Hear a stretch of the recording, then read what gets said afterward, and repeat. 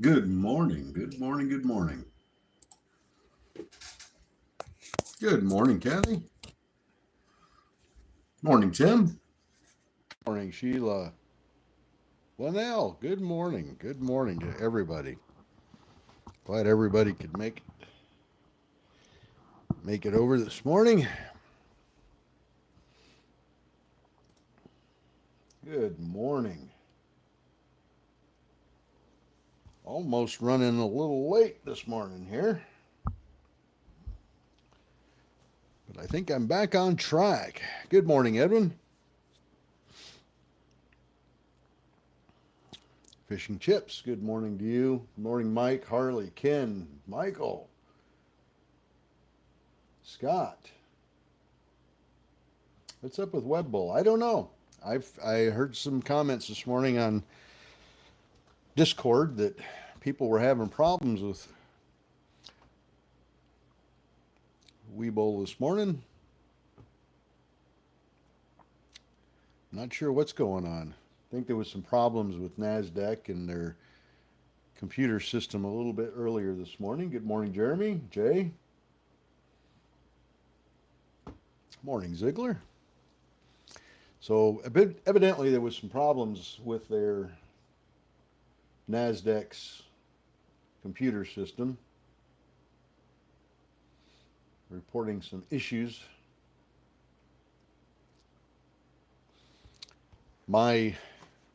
I haven't had any problems with my charts this morning. Everything is trading as normal this morning. I'm getting news press releases coming in.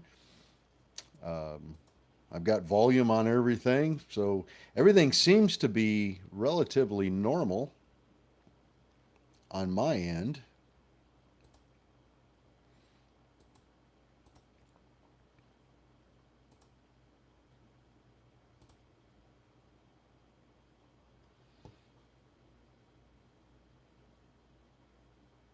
I haven't noticed any problems yet.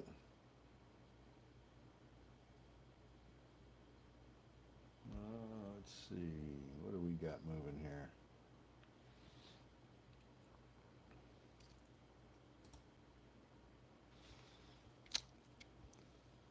Good morning, Kathy.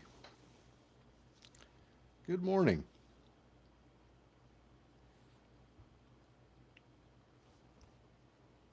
Hopefully, we won't work you as hard this morning, Sheila and Kathy, on the moderating like we have.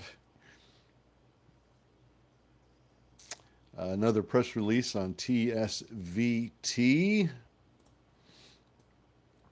Looked like a pretty decent mover in after hours on Friday.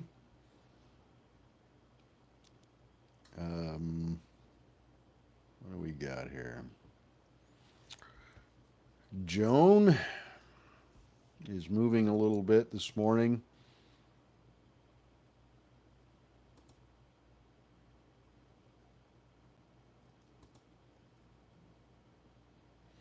Joan,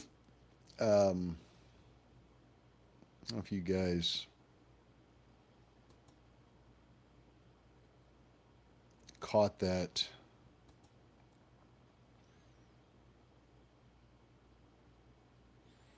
press release. Joan, Joan. Joan. They're talking about going private. They expect to become a private company and not publicly traded. Um, Now, I would assume this would cause the stock price to go down. This is Joann Fabrics. But the price seems to have gotten a little boost this morning on the news. It's closed at 23 cents on Friday, and it's up to 38 this morning. Got some decent volume on it, so it seems to be going up a little bit on that news. Good morning, a Rambler. Good to have you with us. I trust everybody's got their coffee ready.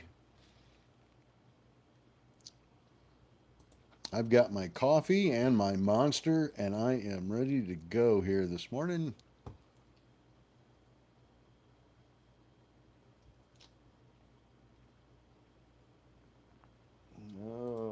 click through a couple of things here. Let's go to check. There we go. Good morning to YouTube as well. Hopefully all of you are doing very well this morning and got your pens and papers ready to mark down some of these press releases as they come out. Had a good weekend. Did manage to get over to the beach on Sunday. I went to the beach on what day was it? What day did I go to the beach? Friday? I think it was Friday. I tried to go to the beach on Friday. Now, as you know, we've got spring break down here in Florida, and it is crazy traffic, and the beaches are packed. I went to the beach on Friday right after my live. I thought if I got there by 10 o'clock, maybe 10:30, I wouldn't have too much trouble finding a parking spot. Well, guess what? There was no parking at all. So I drove all the way to the beach and had no parking. Drove in circles for about a half an hour looking for a parking spot, and there weren't any. It was packed. There must have been 40 cars going in circles around the parking areas looking for spots, and none of us were getting them. So of course that early in the morning, you're not going to, once they're full, you're not going to get a parking spot, because people that get those spots, they're there all day. You know, they're there for the day. It's a beach day, so it's not like people are in and out all morning where you could actually maybe get a spot. So it was kind of a mess. I ended up turning around and coming back home. But tried it again on Sunday. I tried it again yesterday morning, only I left early and managed to get to the beach around 8 o'clock in the morning, and there were parking spots. So I was able to get a good parking spot yesterday morning and enjoyed the beach for a few hours, but by noon, it was crazy packed. It was insane. It was one of those kind of beach days where you find a spot that's relatively unpopulated, and by 11 o'clock, I had people all the way around me. I mean, we might have had 2 feet, maybe 5 feet in between people on the beach. It was just, it's insane. It was absolutely insane. But that's spring break. That's what happens at spring break, man. It gets, yesterday I went to Siesta Key Beach, one of my favorite beaches for the sand. The sand is absolutely beautiful there. Not crazy about the crowds there. Morning, Rob. Morning, Jeremy. Alex.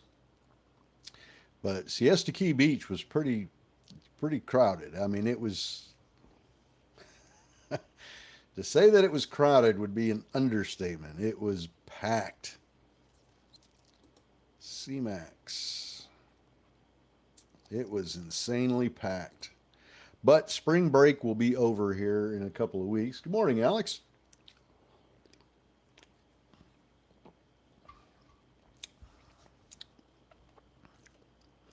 Did you meet up with Jay? No, I didn't. Didn't meet up with Jay. Maybe one of these days I'll get to meet up with him and have a drink. But spring break lasts till what? Second week in, when does that go to? That goes to the second week of April, doesn't it? I think it goes to the second week of April when all the high schools are finally done with spring break. if I'm not mistaken. So after that, the beaches will empty out again, and of course, all the snowbirds, they've already started their migration back north. But by mid-April, they'll all pretty much all be gone, and traffic will lighten up a little bit. The beaches will thin out quite a bit, and it'll be nice to get back out on the beach again. Morning, darn good.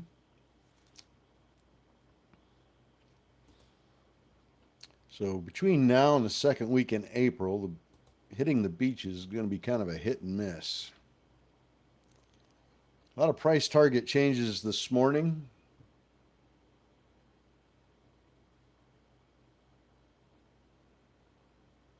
Oh, very cool.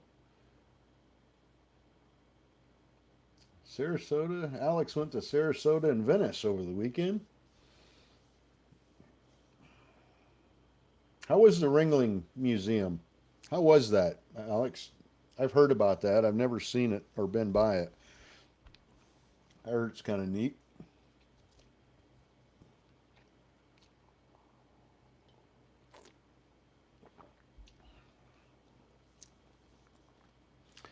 All right, what do we got moving here? TSVT. This one moved a little bit in after hours on Friday. It's about right where it was at. They got a, let's see, TSVT, 270 Bio, and Bristol Myers Squibb receive FDA advisory vote in favor of Abecma. If I pronounce that right, it must be a drug for triple class exposed multiple myeloma in early lines of therapy. And that got the thumbs up apparently from FDA. So that went up quite a bit in after hours Friday. That looks like that went from about $4 and topped off at about $5.34. And right now it's at $5.13 on the ask. So it has come down a little bit from that crazy after hours run, but it's getting a little bit of volume. It's only got about 226,000 shares on it right now.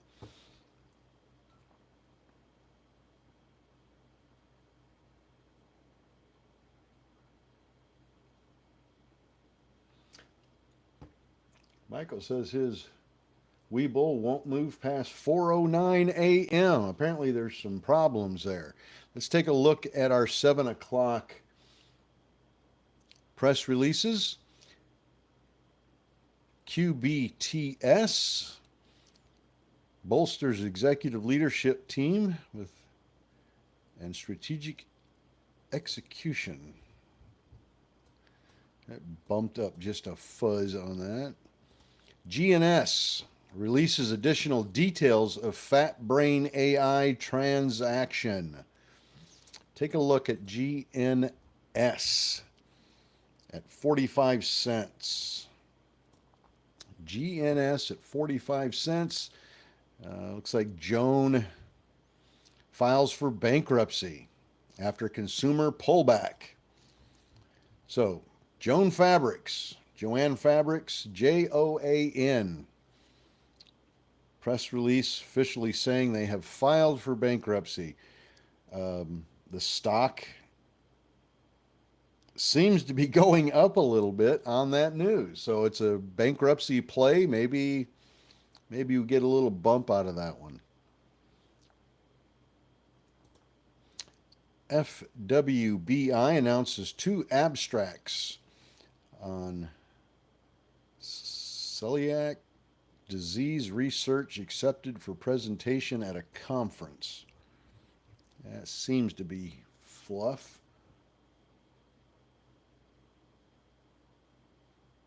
Yeah, this may, Lynn's saying she's on Fidelity and cannot trade level 2. And this may impact some folks' overall trading. So we may have some issues with trading this morning. hopefully NASDAQ gets whatever the situation is. Apparently, they were having some computer issues this morning on NASDAQ for connectivity issues, and it's affecting some people's charts. It's affecting some of the brokerages. Trading platforms are experiencing glitches and numbers aren't moving.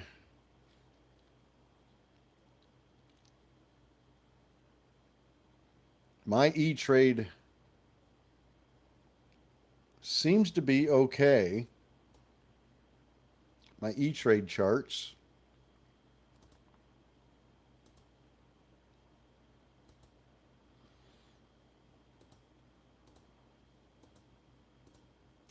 Let's pull something up so you can see what I'm talking about here. Let's look at GNS.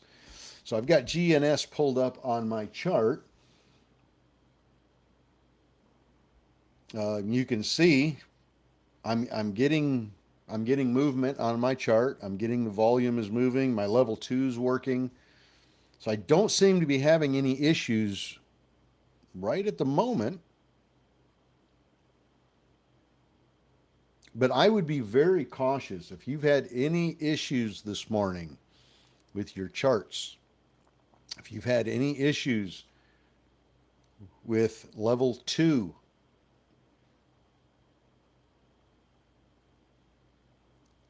if your charts aren't moving, I would be very, very careful on trading this morning. Be very cautious.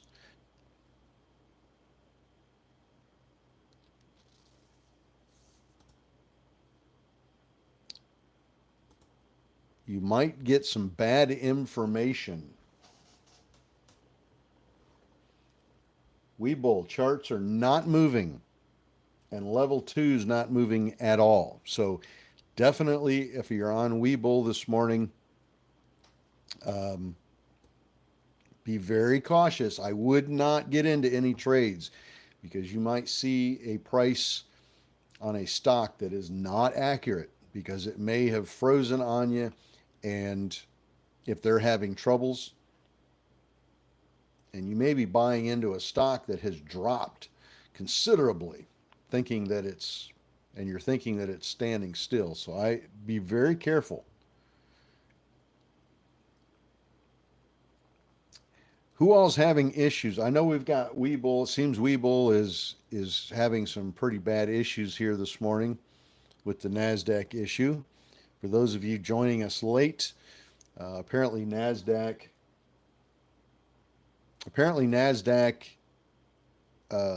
had some connectivity issues this morning, and it's affecting some of the trading platforms like Webull. Jeremy says GNS is at 18 cents on his platform, and I've got 46 cents.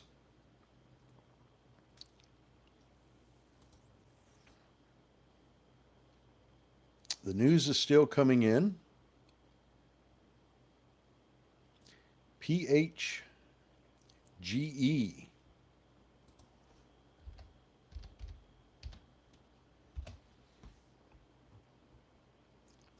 Let's see. PHGE, the news announces closing of an acquisition. Let's see. This news came out about 35 minutes ago. Closes acquisition of Adaptive Phage Therapeutics. Biomex acquiring them for $50 million. Concurrent $50 million financing. Private placement.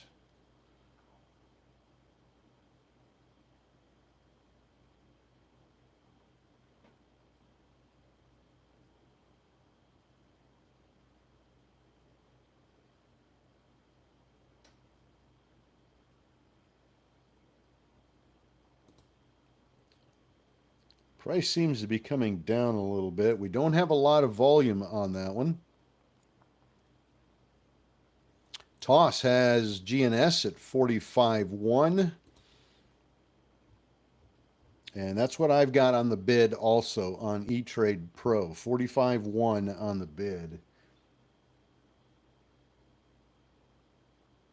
Ask shows 46. Yes, Ask shows 46 on GNS right now.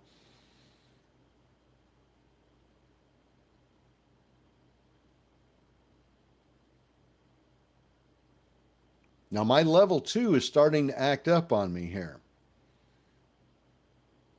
My level 2 screen went blank and now it just popped back again. So this is not,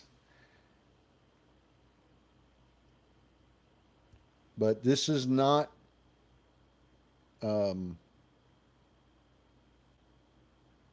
affecting only one trading platform. The problem we're having here this morning is across several platforms. I would not trust what you're seeing. I would not trust what you're seeing this morning. And be very careful with you. If you're trading this morning, be very careful. Please be very, very careful.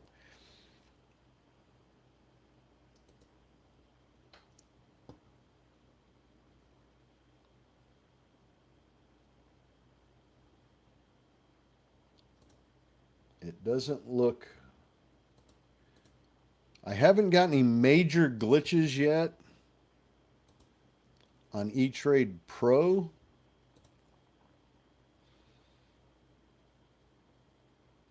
Was there news on LIDR?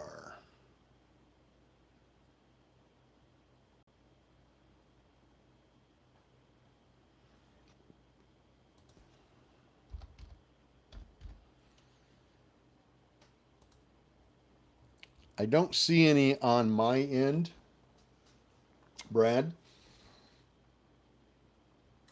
Looks like there might have been some on Friday.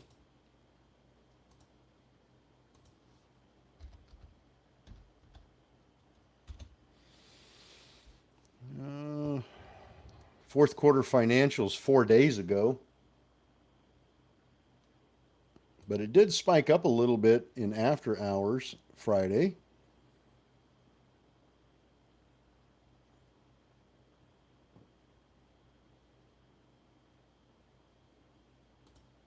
BW. Now my charts are starting to act funny on me.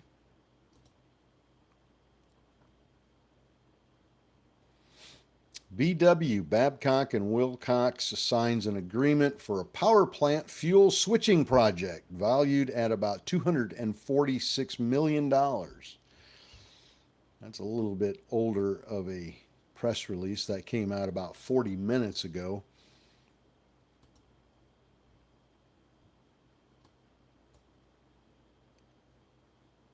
But I'm not getting a lot on level 2, and I'm starting to see a little bit of glitching here. A little bit of glitch in my charts and on my level 2. And I've never seen this happen before, Lisa. I've never seen where NASDAQ itself is having computer problems. That makes me a little nervous.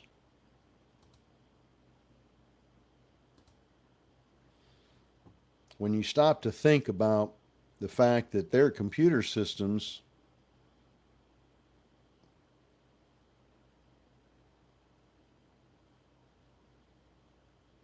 are what controls price movement, knowing that their system is glitching and having problems, I wouldn't trust too much this morning. Morning, Tony.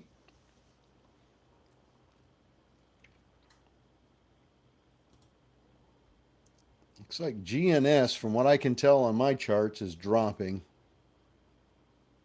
It's down to $44.99 on the bid.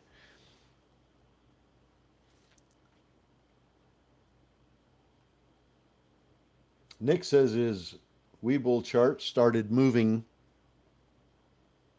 move a little bit. Verb is running. Take a look at Verb, VERB. Look at Verb. Let's go back to volume here. Verb starting to push up. Take a look at Verb. Don't lose sight of that one.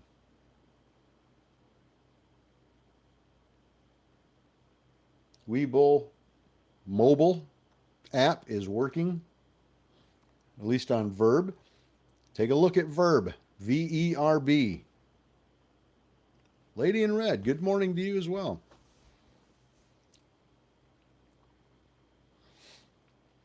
Verb pushing up very nicely this morning.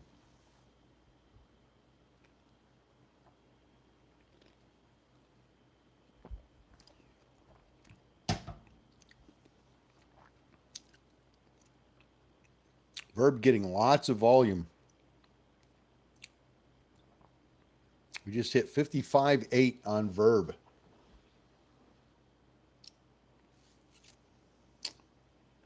Like I said, if you're getting glitchy, weird stuff happening on your level 2 or on your charts, I wouldn't recommend trading.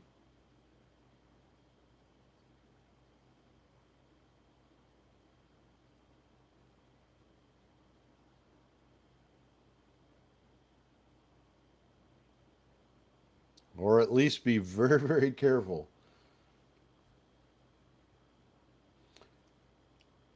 Lynn is letting us know that Verb is at 56 cents on Thinkorswim, and it's 48 cents on Fidelity. So if that gives you some clue about what kind of issues you might run into, you might be paying 56 cents for a stock that really is only at 48. So be careful this morning. And Lynn posted a link on our website live stream thread, link to the NASDAQ computer issues that they're having. So be very careful. It's not a bad idea to sit this one out for a little bit until you're sure that, or we're all sure that everything is working properly. Verb is now up to 57.9, 59, 59.3. You can compare what I'm telling you that Verb is at, compare it to what you're seeing, and see just how much it's off, if any. Hopefully it's not off at all. We're up to 60 cents on the ask on Verb.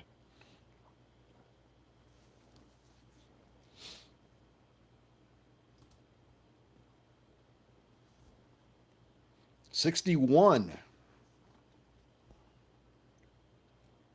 61.62. 62 cents now on the ask on Verb. I hope any of you that were able to get into that this morning or took a shot at it, regardless of the computer issues, hopefully you're in the money on that one.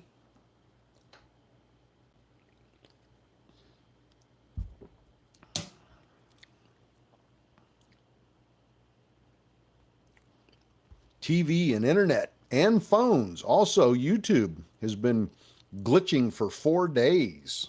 Very strange. Lady in red, yes, it is. That is very odd. We've had a lot of problems with computer glitching. We had the phone issue here a couple of weeks back, if you remember that, with the what was it, AT&T lines being down. But all right, looks like Verb is falling down just a little bit. Let's go back and look at some news. Silo, take a look at Silo, S-I-L-O. Groundbreaking ketamine implant therapeutic to target fibromyalgia. Good grief. And chronic pain. S-I-L-O. This is less than a minute old here. This press release on Silo. We'll see if that one gets a nice little bump here this morning. S-I-L-O.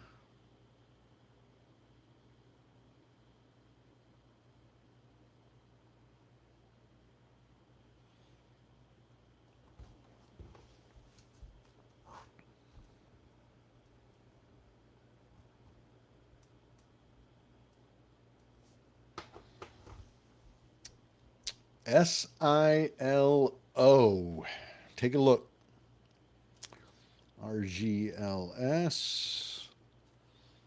Silo news was less than a minute old when I told you to go look at it.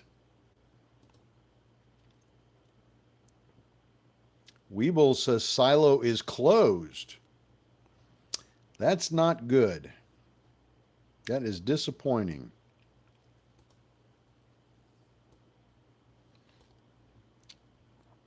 Silo. What do we got Silo at now? Silo's at 196. The ask price is at $2 on Silo. Just in case you're wondering, it's at 203 right now.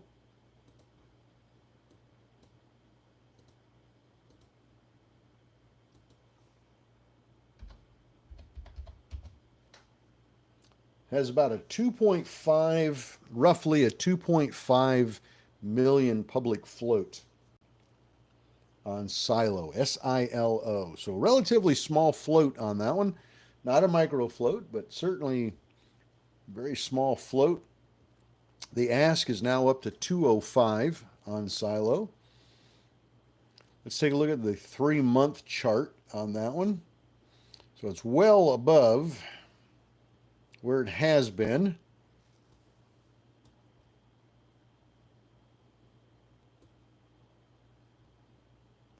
Yeah, it's right at a what I would call a pretty decent resistance right now. It's had some trouble at this area in the past. We could see potentially $2.30 on that one if it doesn't have any issues and it gets some volume. It doesn't have any volume on it right now. It's only about 60,000 shares according to my level 2. Now, again, my level 2 might be wrong with all these glitches that are going on. I'm showing 61,000 shares traded so far on Silo, and that could be off. It could be considerably more. So keep that in mind. Keep that in mind. I would not hesitate at all to tell you guys to be very cautious this morning, and if you feel better, do not trade today.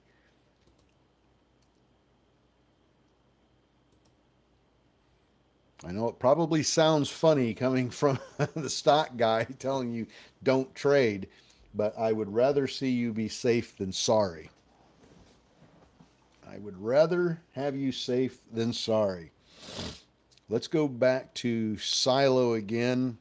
Let's track that one, see how everybody's platforms are looking compared to mine. I've got Silo at 65,000 shares traded. The ask is at $1.95. So compare that to what you got, and let's see how off everybody's charts on stocks are. Robert says some stocks on Webull are moving. The charts are moving. Some of them, they are not. So again, Silo on Robinhood, I'm being told is stuck at $1.46. And it's not moving at all on Webull. Now you can see on my chart, we are getting some movement here. Volume's at about 68,000. It's at 194 right now. Ask is at $2. So be very, very careful. And if you have to sit this one out this morning, sit it out. Please sit it out.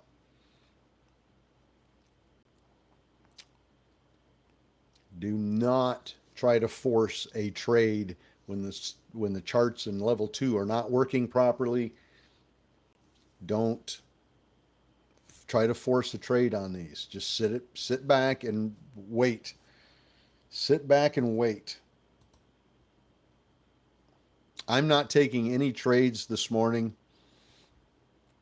Not until we're sure that NASDAQ's computer problems are fixed, and I would highly recommend you do the same. If you want to take the, if you want to risk it and get into something, see if you can make some money, uh, by all means. But I'm going to sit this one out for a little while. Lynn says, I cannot buy or sell anything, even existing positions. She's absolutely stuck, even if she wanted to get out of a position. And it's not just NASDAQ stocks either.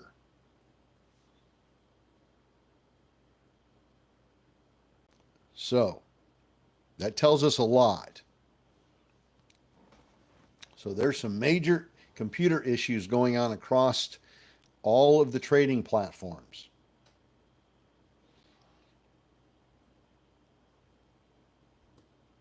Now I've got, you can see on my chart on the website, you can see I'm still getting movement on Silo. The ask is at $1.85. We got about 76,000 shares traded. Peter took Verb from 52 to 61. So Peter actually made a trade this morning and did pretty well on it. So congrats, Peter, on that one. Time to eat bacon and goose eggs then. Never had a goose egg. I didn't know you could even eat goose eggs.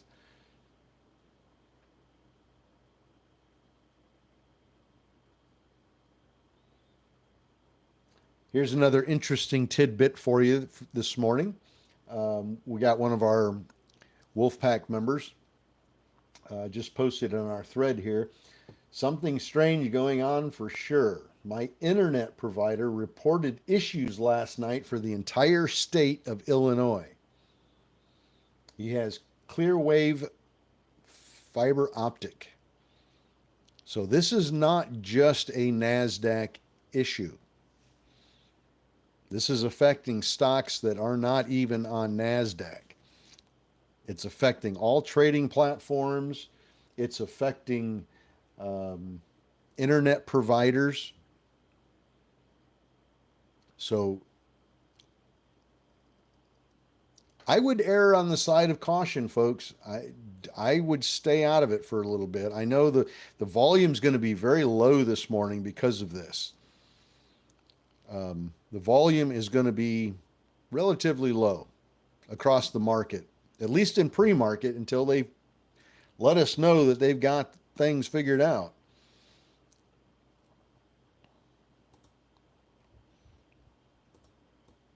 Looks like Verb topped off at around 64 cents.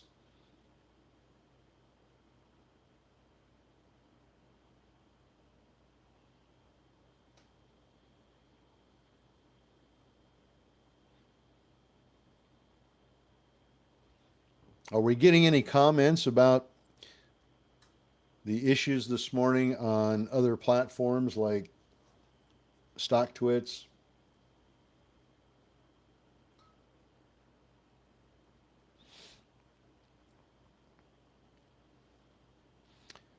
Boy, with all of the computer issues that we have had, the technical issues, the internet issues, computers crashing, NASDAQ having problems, AT&T being shut down, I think it really stresses the point of how vulnerable computer systems are, and how vulnerable the internet is, and how easily it can be crashed and messed with. And it makes me a little nervous when it comes to bank accounts. Let's hope that that's not the next area where people start experiencing problems, where they're not able to do any banking because of internet issues, or bank accounts start getting hacked, and entire banking systems being hacked, and it could be an issue. I'm not trying to be all doom and gloom here, but if these computer glitches. I guess we'll call it a glitch for lack of a better term. Um, if this kind of a glitch can affect the stock market, who's to say it can't affect the banking system, which is very tightly bonded with the stock market. So I don't know. Might not be a bad idea to have some cash on hand. Might not be a bad idea to get some money out of the bank and have a little bit of cash at the house just in case. You never know. You just never know. I'm not a doomsday guy, but I'm just saying it could affect things. Yeah, you're right, Scott.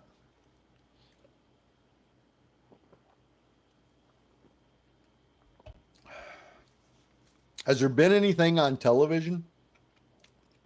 Has anybody seen anything on TV about the NASDAQ issues, the computer stock market issues this morning? I haven't watched TV this morning. I haven't watched any news, so I don't really know.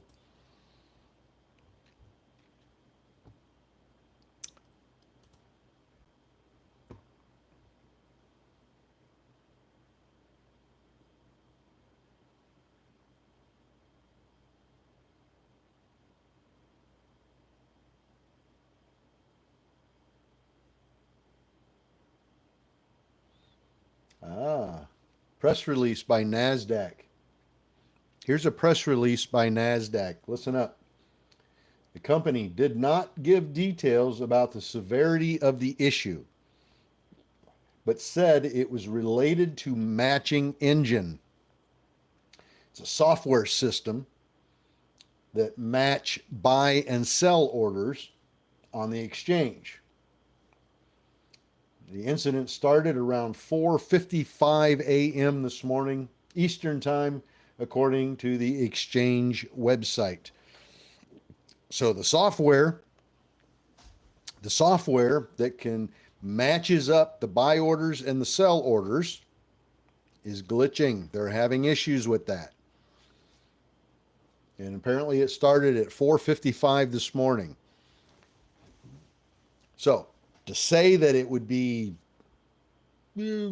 relatively smart to sit back and wait this one out is not far-fetched. I would not hesitate to sit it out. I'm not trading, knowing that the buy and sell orders are having trouble being matched up. One of the potential issues I could see there is you buy into a position, price goes up, you try to sell, and it can't match your sell order with somebody's buy order, and your sale won't go through, or could go through at a weird price because of the computer problem. So I would be careful and not trade. That'd be my advice.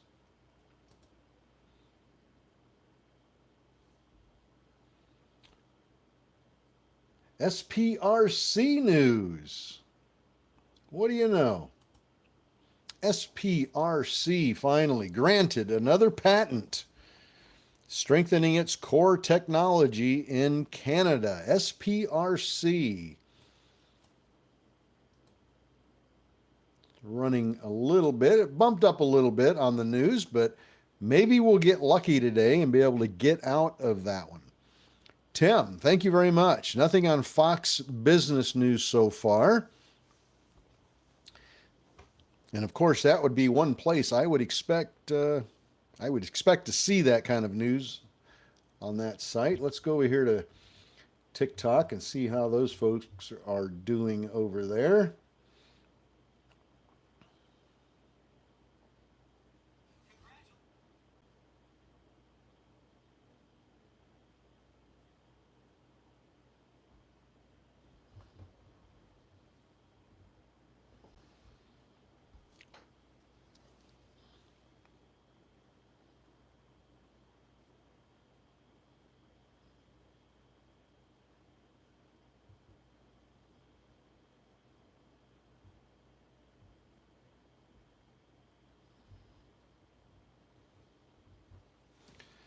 All right, good morning.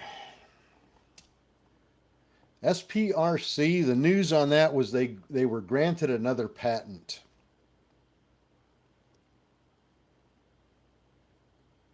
That's the news on that one. They were granted a patent. So let's hope that one takes off nicely. Let's hope that one goes kaboom. It's on our micro float list.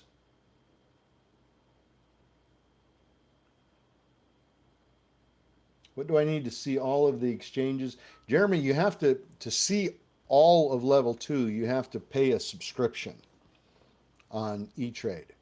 And you can do, I don't remember what they call it, but you'll find on there where you can pay for your subscription for level 2. If you try to click on level 2, I think it prompts you to buy a subscription, and it's like $9 a month. And then you'll see more than just ARCA. Without a subscription, that's about all you'll see is ARCA.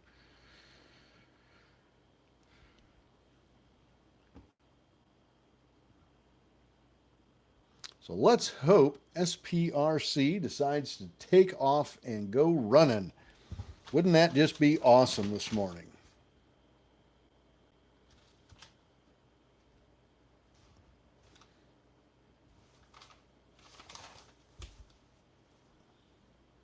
Looks like it did pop up to what, 270? It's at 265 now.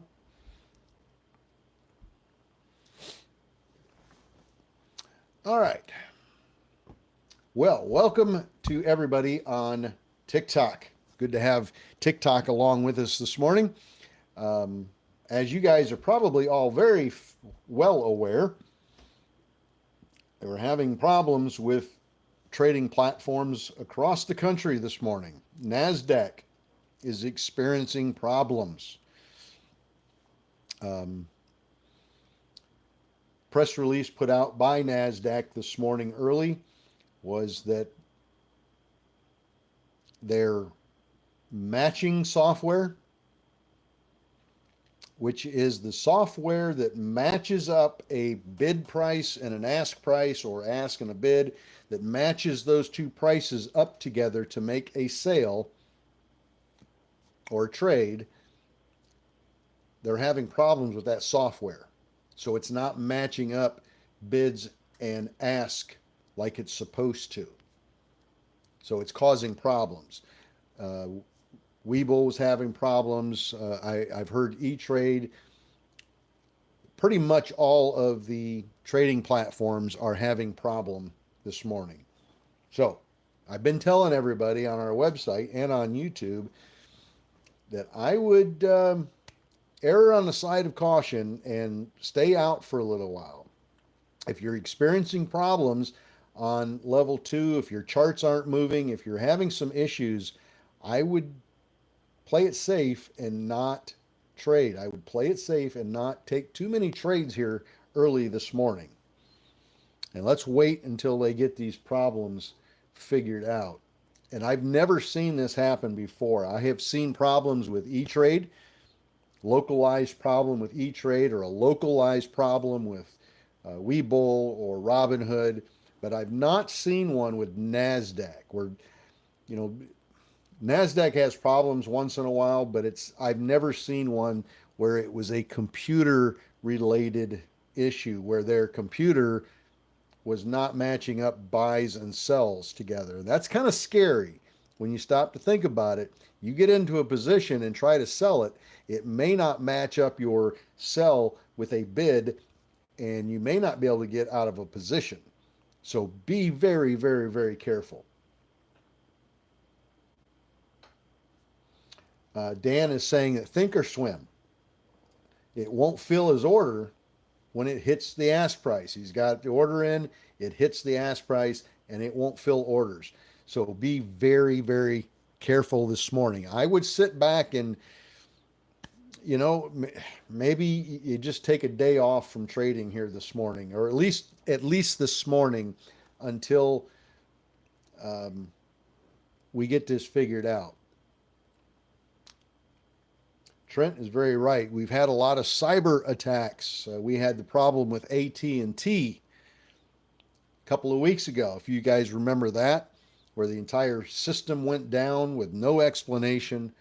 Um, we had one of our Wolfpack members this morning that said that they had internet connectivity problems and they were contacted their service provider, and apparently they were having um, internet issues across the entire state of Illinois. So this is a big, major issue that's happened here this morning. It's not just NASDAQ. It's not just NASDAQ. It's happening all over.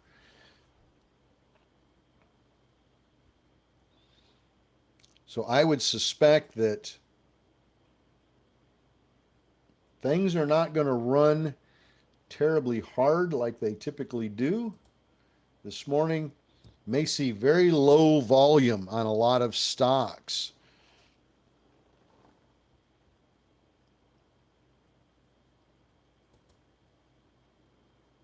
FDA clearance on AVXL announces that the first patient in its US FDA cleared placebo controlled phase 2 study has been screened ahead of schedule. So positive news on a phase 2 for AVXL. Let's see. Nothing there. Price target cut. Nothing there. Price target cut. A lot of price target cut news this morning. Haven't seen any news on any ticker about the problems at NASDAQ this morning. Let's hope they get that figured out. I'm sure they've got some of the best and the brightest computer folks working on those issues. GOEV, is that one running?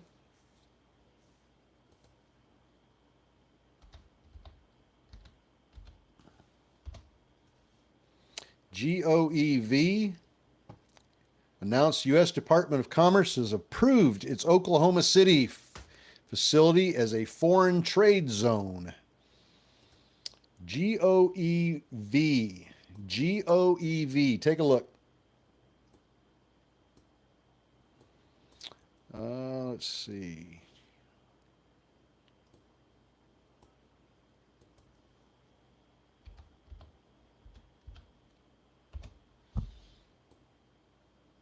I don't think I even had that one on my watch list.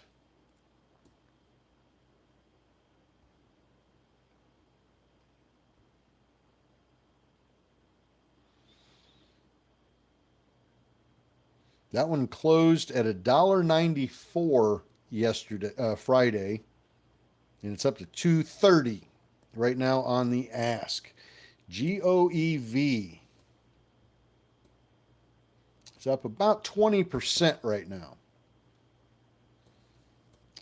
It's sitting at about 186,000 shares traded. So not a lot of shares traded on this one this morning. But the price is moving up very nicely on low volume.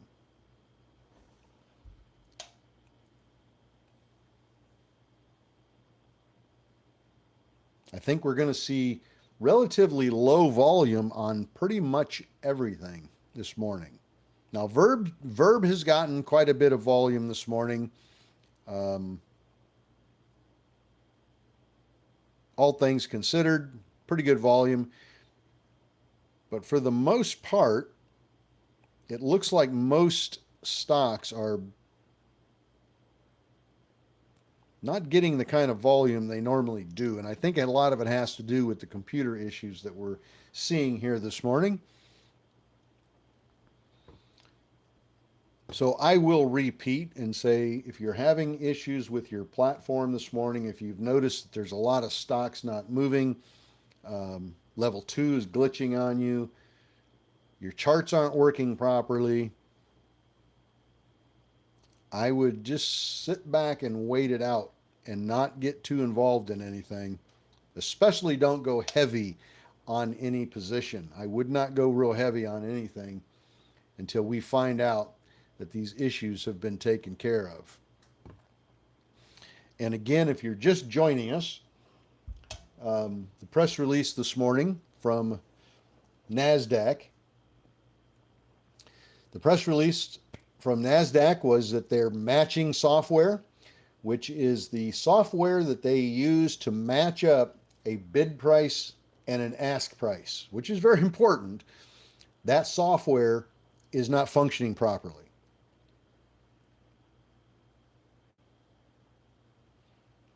And it's causing some problems. Morning, Chaz. In Naples. Everything's good in Naples.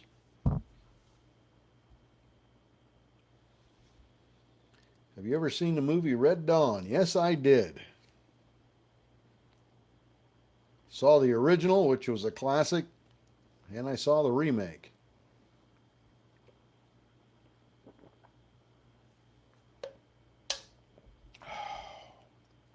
Oh. GOEV really pulling back hard here. I wouldn't trust what you're seeing on your charts and your bid and ask too much. I wouldn't trust it too much. Two big red candles on GOEV here, working on a third big red candle. Good morning, money. Good to see you.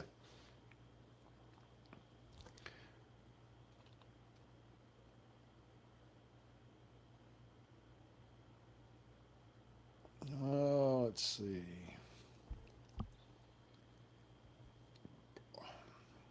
GOEV, let's see if that pulls back up. SPRC, not responding to that news, and there's no volume. Now, a lot of that lack of volume on that could be the issues that we're having. I have to imagine that, like myself, there's a lot of folks sitting this one out, waiting. James says he's going back to sleep. Probably not a bad idea, James.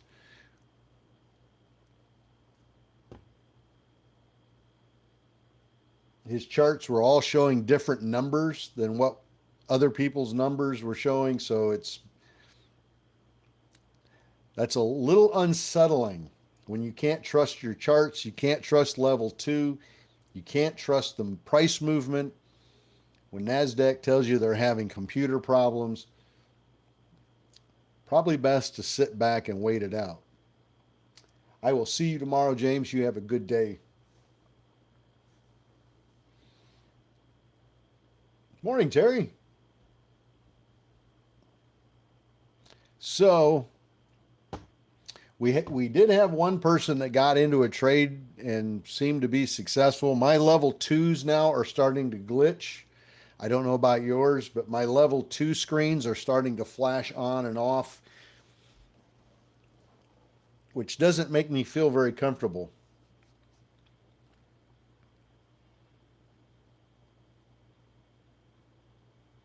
So far, I'm trusting the chart. I'm trusting the price movement that I'm seeing on the chart.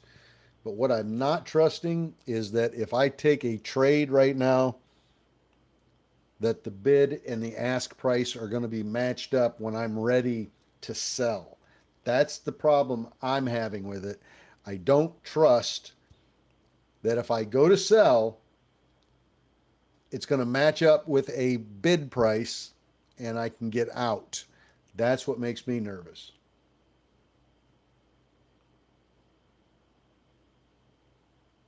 The charts were glitchy. Yeah, Terry, NASDAQ's having computer issues. And it's affecting all the trading platforms. Webull, Thinkorswim, Robinhood. Seems to be affecting E-Trade a little bit. My charts seem to be working for the most part, but I am seeing a little bit of glitching going on level 2, which makes me a little nervous. Cody says he's on Webull and nothing is moving. So there you go. That's a perfect example of what we're talking about. If your charts, if whatever trading platform you're on is not working properly, stay out. Please stay out. You don't want to get caught on something and get burnt because of a stupid computer issue. And the issue apparently is the matching software, where it matches a bid price and an ask price. That software that controls that, they're having problems with it. Now that's a pretty big problem, because if you buy a position and you want to sell it and it doesn't match it up with a person that's trying to buy, you may not be able to get out of your position, and it may not close out your position, and you may find yourself stuck when that thing starts to tank. You may find yourself stuck with a bag. So personally, I'm staying out. I'll continue reading off the news. I'll continue giving you stuff that could potentially be running here, but I caution you until the computer systems are fixed. And we don't know when that is. I guess we have to wait for a official press release from NASDAQ to tell us that their system has been fixed. I wouldn't trust anything today. Not this morning anyway. Maybe by 9:30. I'm sure they're working on it like crazy. And I'm sure they have been ever since 4 o'clock this morning. But I would caution you about trading.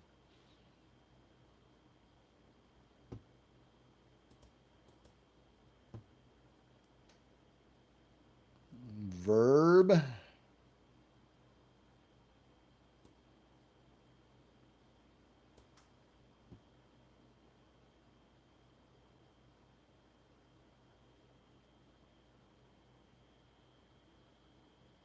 GNS moving.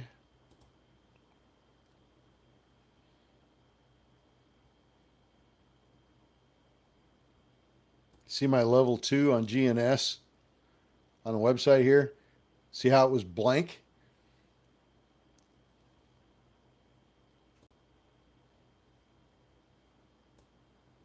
And then all of a sudden it popped up. So I'm not trusting level 2. When I see an ask price at a specific number, I'm not trusting that. Not going to trust it. We've got another press release here on XPEV. Fourth quarter net loss likely widened despite revenue surge. Let's continue watching for press releases. We did get a press release this morning on SPRC, so maybe we can get that back up into the $3 range. That would be beautiful. Robert is telling us that on Webull, Verb, V-E-R-B, his chart is matching my chart, but there are still others on there that haven't moved since 4 o'clock this morning.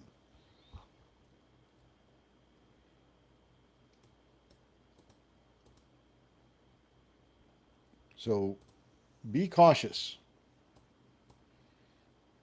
And I know I sound like a broken record here when I keep saying that, but I know there's new people joining us every couple of minutes here, and I want to make sure the new people are hearing it.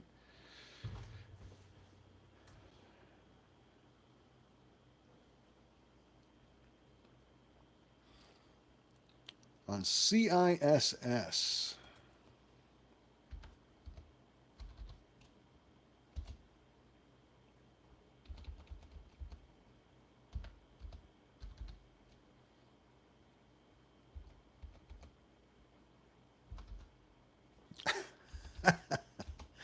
Oh boy, that's funny.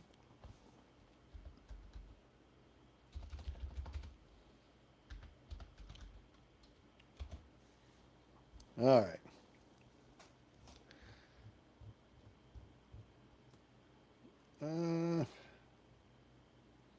Do we know why that one tanked on Thursday in pre-market?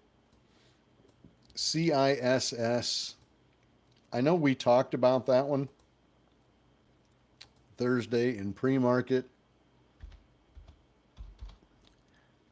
but I've slept since then. They did a public offering.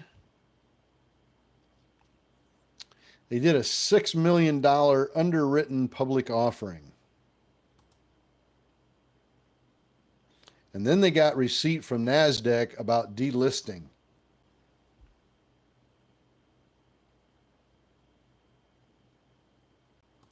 So I would say that stock is pretty well done. I'd say that's there's nothing about it that I would want to jump into.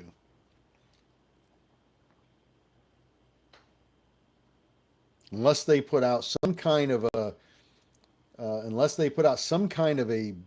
brilliant, absolutely amazing press release that causes it to climb 7, 8, 10 cents, I don't think I'd mess with that one. That's on CISS. CISS. Would not mess with that one. IMRX. No, I am not Terry. I had to dump that one. That one took a dump.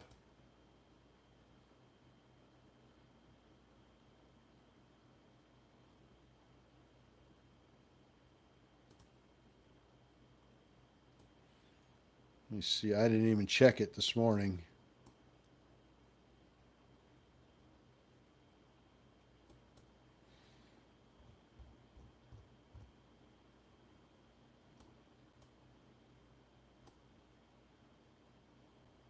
Oh wow, down to $1.92.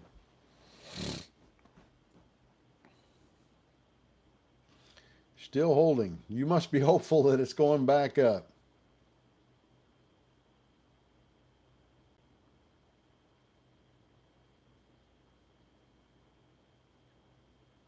Tesla, GOEV coming up. What's Tesla doing this morning?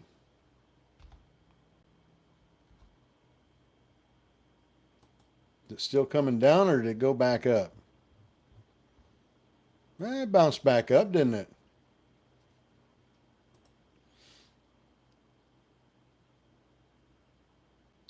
They're increasing the price of their Model Y.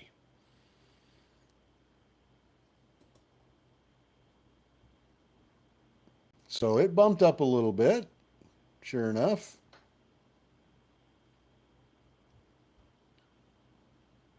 Tesla may rally here just a little bit.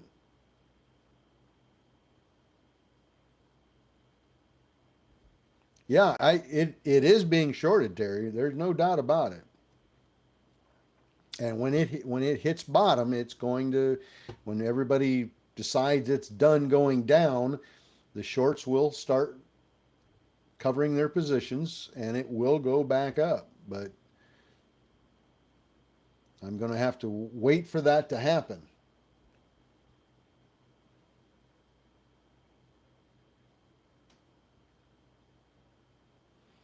Going to have to wait for that to happen.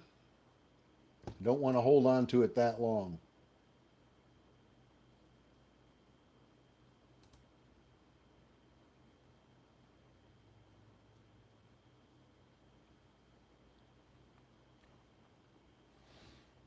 And I took a pretty good hit on that one. That's probably been my biggest loss in a couple of years. Jay Swink, good morning. Just joining. What might toss the market upside down today? Oh boy. Well, Tesla might rebound today. Model Y cars, they announced they were increasing the price of that model, and it rallied the stock a little bit. So that could push that one up. might help pull some other things up along with it if it rallies.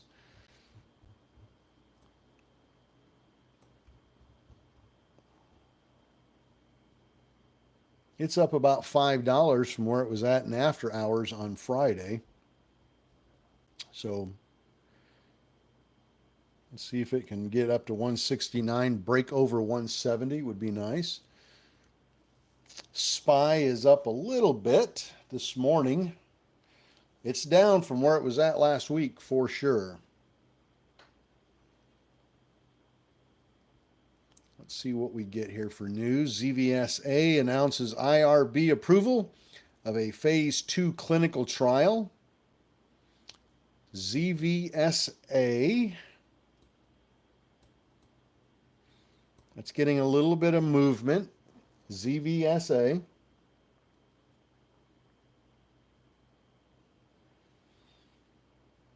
Let's see.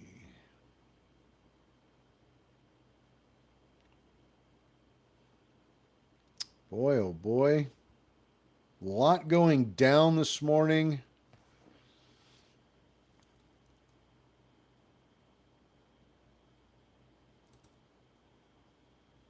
GOEV coming down. GNS coming down. TPHS, nothing. TSVT.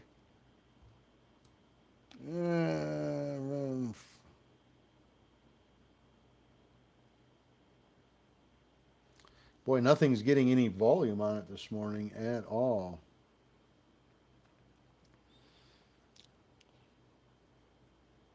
SPY is down to 513 this morning.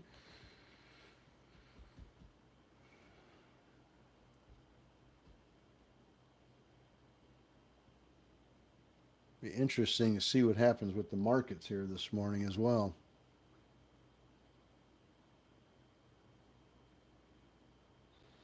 Got a position on BCAN. Let's take a look at BCAN.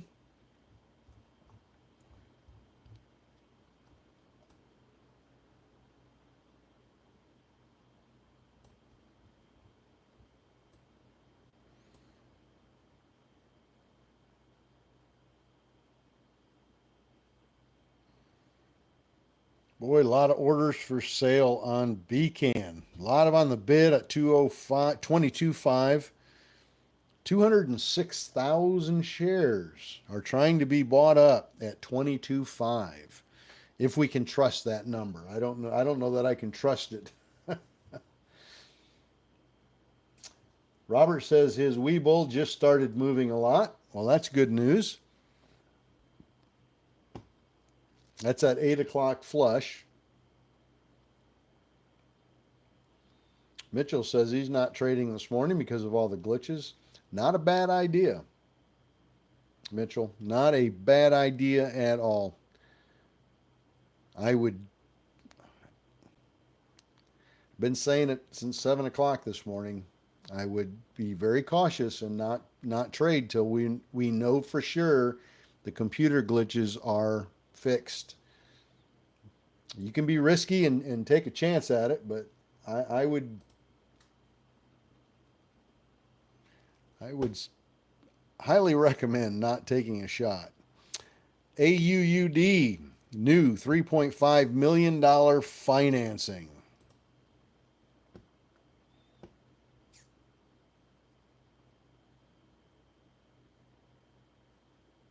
Level 2's not working.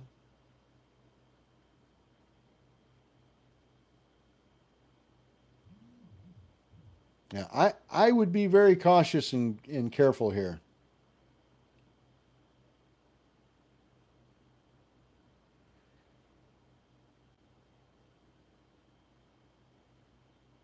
A lot of buy orders on BCAN, BCAN. The bid side has got some huge orders. People trying to buy into this at 22.5, 22.1, and 21.3. So there's some folks that want a piece of this thing. BCAN, BCAN, but I personally do not trust it. I do not trust what I'm seeing on level 2. I've never seen it happen before, Terry, personally. Maybe some of the old timers that have been doing this for 30 years can chime in, but I've only been doing this about 12, 13 years now, and I've not seen it before.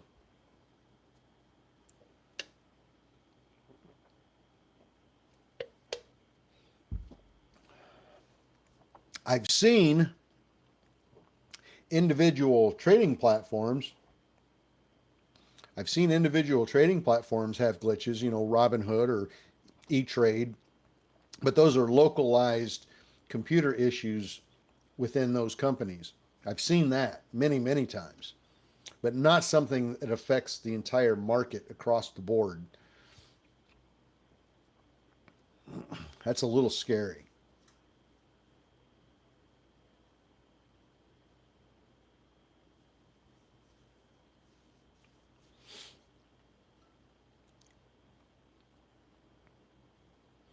How we doing over here on YouTube? Anybody taking any good successful trades? Stock market needs a monster. Yes, it does. TPHS is running. Not a whole lot of volume. Thank you, Lance.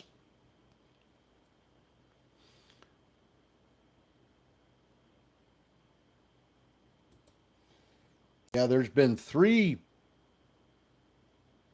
big issues, computer issues. We had TPHS taking off. TPHS, finally. TPHS, kaboom. What happened there?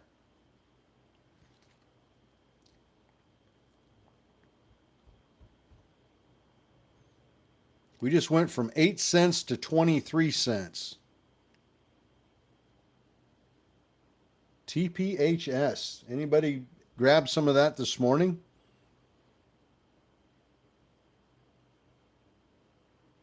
Kathy got in and out of Verb this morning successfully. Very good. Trent got some Verb when the news came out.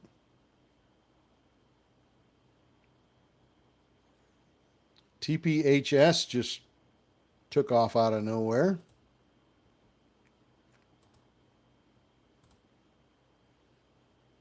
CTMX. Milestone achievement. Check that one out. CTMX.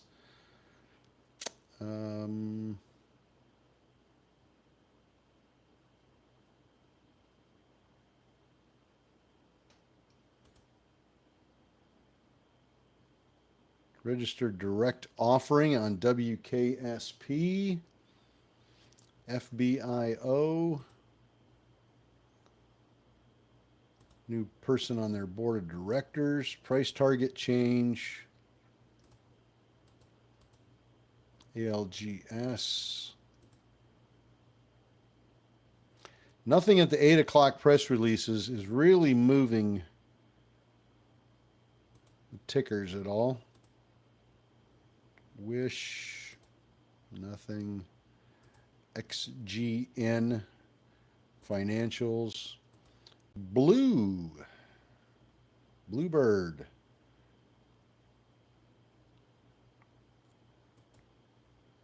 Nothing really there. BIOR.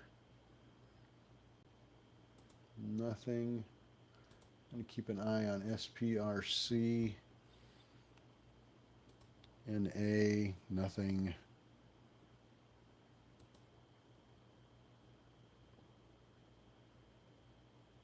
My platform says, there's another good example. Ranger John says his platform is showing 11 cents on TPHS. And it's not moving.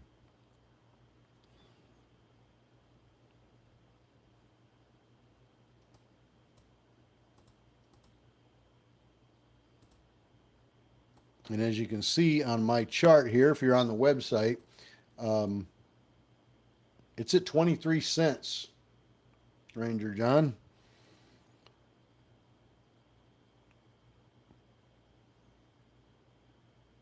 It went from 11 cents to 25 cents in about 7 minutes.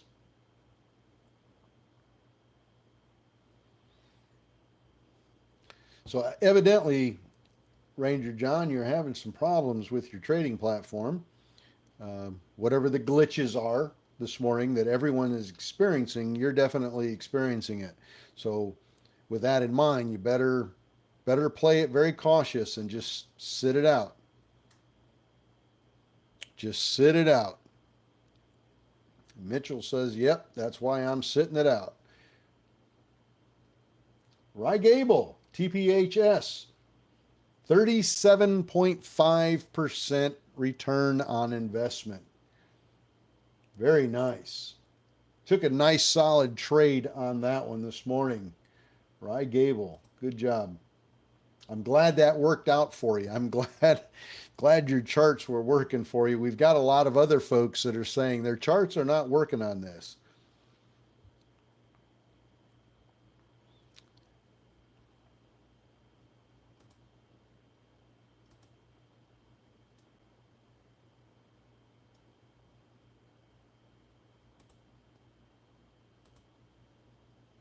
I'd be very careful. CATX. Good morning. Good morning. CATX. Perspective Therapeutics announces a clinical collaboration agreement with Bristol Myers Squibb to evaluate VMT-01 in combination and MCR1R positive metastatic melanoma. So we've got a clinical collaboration with Bristol Myers Squibb. And this is on CATX. CATX. Good morning. Good to see you here this morning.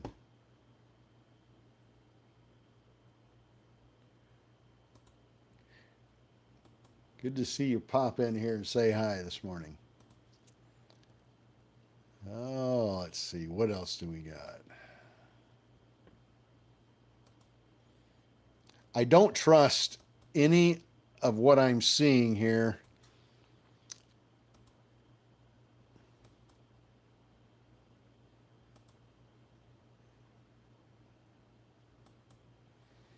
I'll be happy to continue giving you all these press releases, but I'm not trusting price movement right now. And I don't know if you guys should either.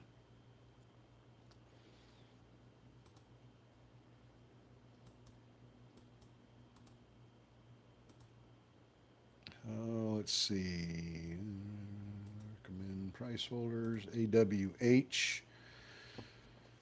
Oh, nothing there. All of the 8 o'clock press releases that we got, there really wasn't anything. The one with the collaboration with Bristol Myers, clinical collaboration, that probably to me had the best substance to it in terms of press releases that actually can affect the stock price. That one seemed to have the best bite to it, but even that really wasn't moving at all. And the problem is, I don't know if some of these aren't moving just because people aren't, buying in and out of them, or if it's because of these computer issues that we're having. Good morning, Janice. And that's what makes me nervous. I don't know what's causing these.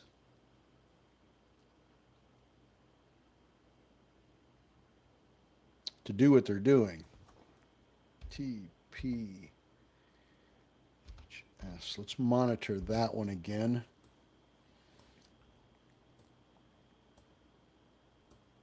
Now TPHS is starting to push back upwards again, so maybe that little 4-minute fall was just a pullback. We'll see.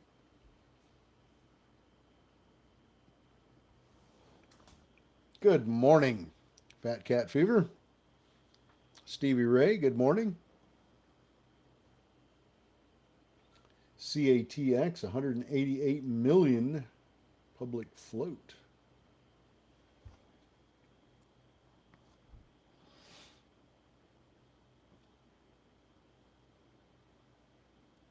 My watch list seems to be moving okay, and stocks are, you know, they look like they're performing the way you would expect them to.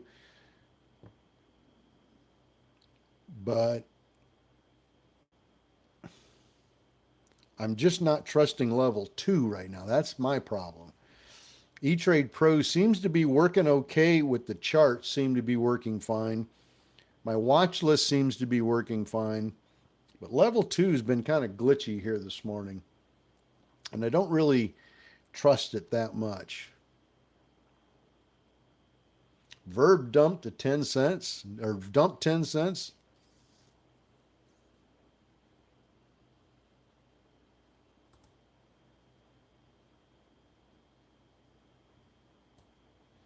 Yeah, we went from 60 to 54 in a big hurry, didn't we? TPHS, there it goes. Back up again. We're up 190%.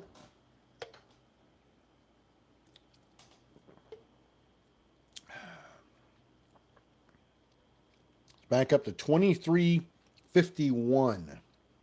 I don't know what your charts are showing you, but I've got it at about 2351. Now it's up to 24.8. 25. TPHS. 27.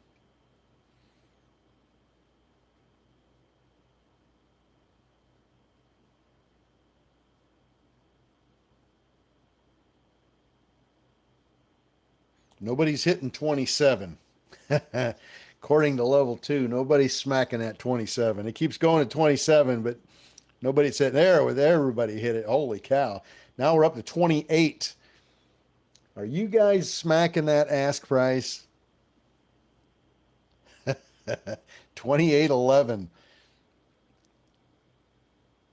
Level 2, let me look at level 2, see how thin that looks. Oh, wow. Yeah, level 2 is really thin, so I'm not trusting that. Here's level 2 on TPHS. Look at that. It stops at 35 cents. There's nothing beyond 35 cents, and I don't trust that. I don't trust that at all.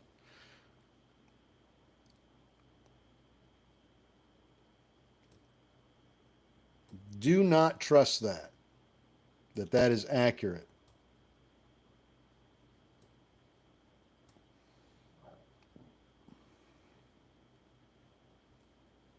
So I'm still a little bit leery about what I'm seeing. Robert says mine's got more on it than his does. Ed, TPHS, from 20 cents to 26 cents for an $800 profit. $800 profit. That is awesome, Ed. That is awesome. TPHS up to 29. Mine stops at 35. Well, now we just got some 38s dumped in there. TPHS moving very, very nicely. Smack that ask.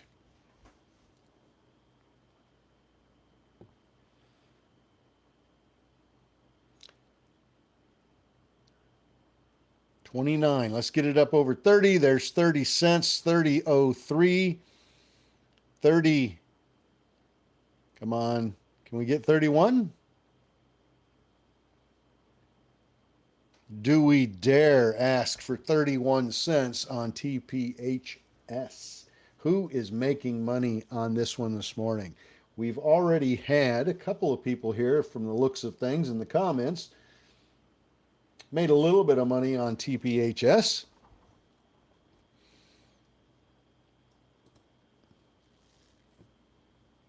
We're at 30.5 cents. 30.8, 31.27. Wow, nice climb. 31.9.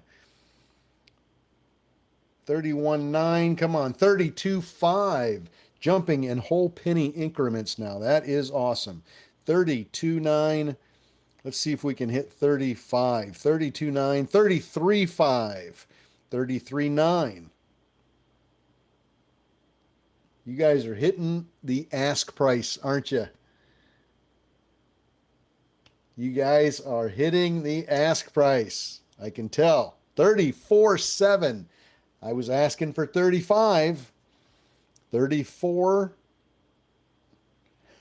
Come on. Come on. Don't stop at 34. Come on. Stopped at 34.8. Come on. Push back up. Let's see 35 on that. Peter, TPHS from 21.5 to 34.2. Nice trade. Very nice trade.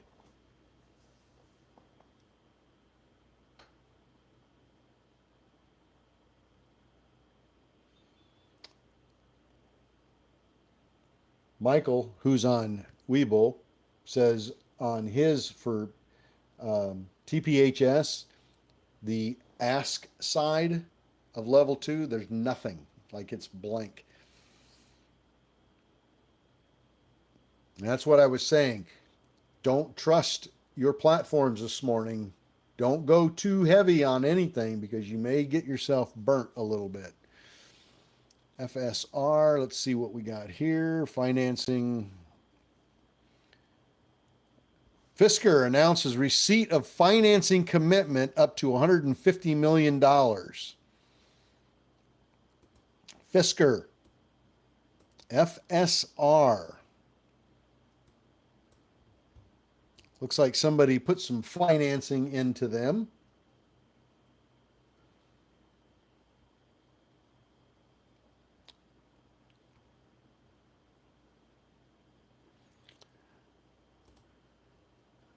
All right, let's look it over here at Sand. Sandstorm Gold Realities provides asset update. Nothing there. DLGY. Nothing there. GOEV, is that one going up?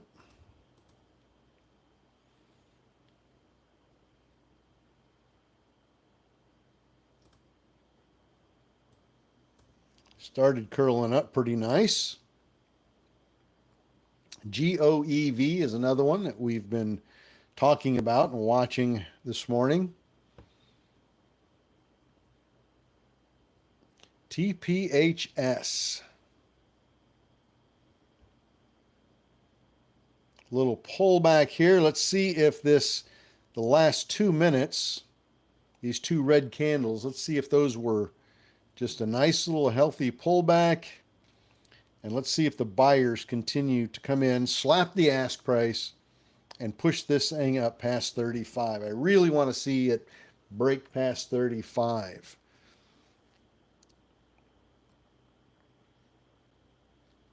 But it's not looking good right at the moment. Good morning to everybody on TikTok and YouTube. We're going to be logging off of TikTok here in just a few moments. But we will continue to be live on the website and on YouTube.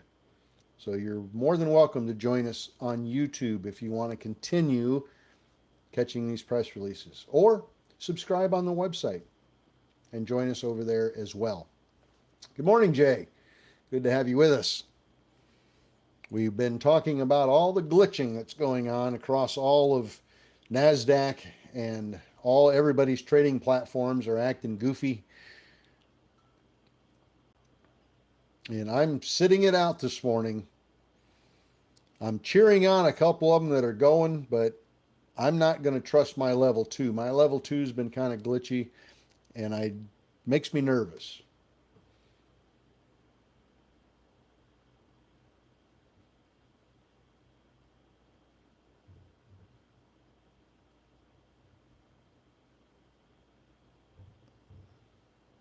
TPHS, we are now at 282% increase this morning. We jumped from 8 cents out of nowhere all the way up to 34 cents, 34.8 from 8 cents. That is one hell of a climb.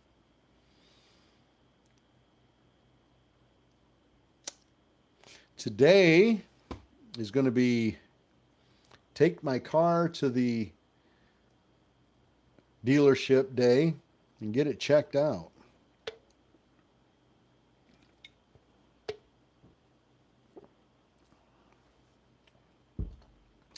Was driving my car yesterday.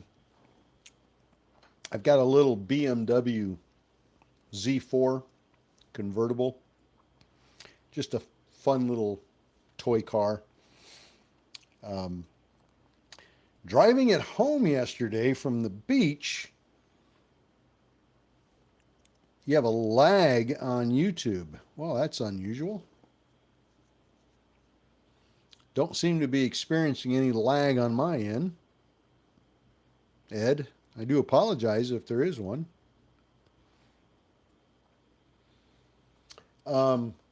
So it's just a fun little toy car for me. It's not practical. Can't haul anything in it. It's just a 2-seater convertible. But it's fun. And that's why I got it. But anyway, coming home from the beach yesterday, and all of a sudden, all my warning lights came on. The whole dash lit up with every warning light that is on there. And the engine stalled. Kaboop. I lost all power in the engine. And then the engine came back on again, and all the lights went out, and I continued on as normal. So that scared me just a little bit. My flux capacitor, I think, is out. You are right, Bagman. So I might have to get a new flux capacitor,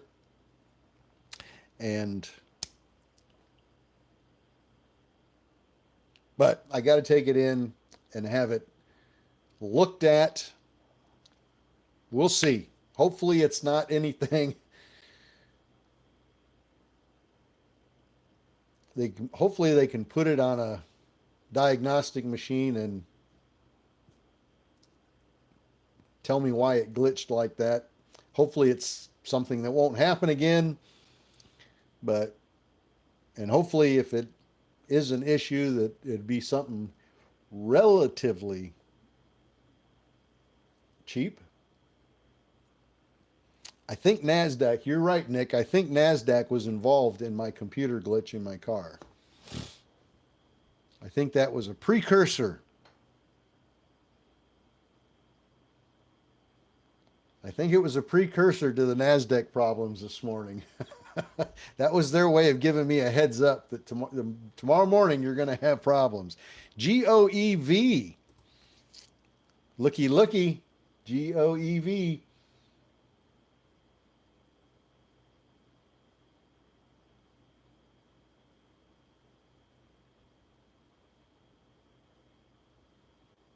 A flux capacitor.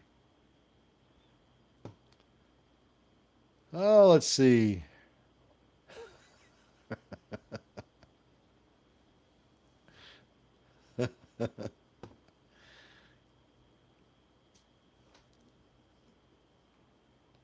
Got a misfire on one of your cylinders. Ah, okay. Could be battery connectivity. That's true. That's true. That's very true. I hadn't thought about that. I'll have to check that. But Hopefully I don't have that issue anymore.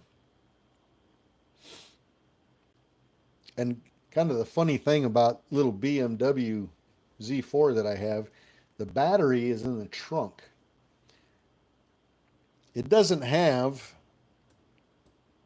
a spare tire.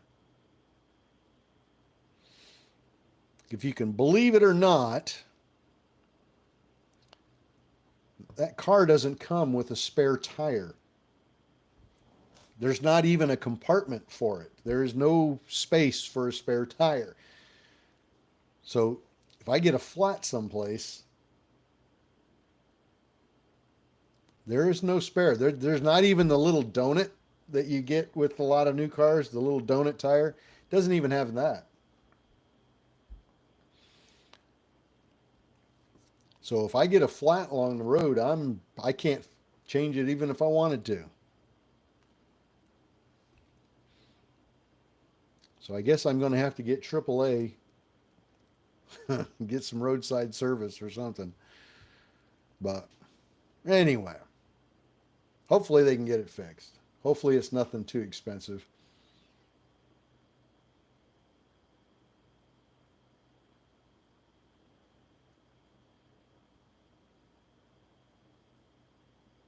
Yeah, they don't weigh much. I don't have run flat tires. Maybe I should get some run flat tires.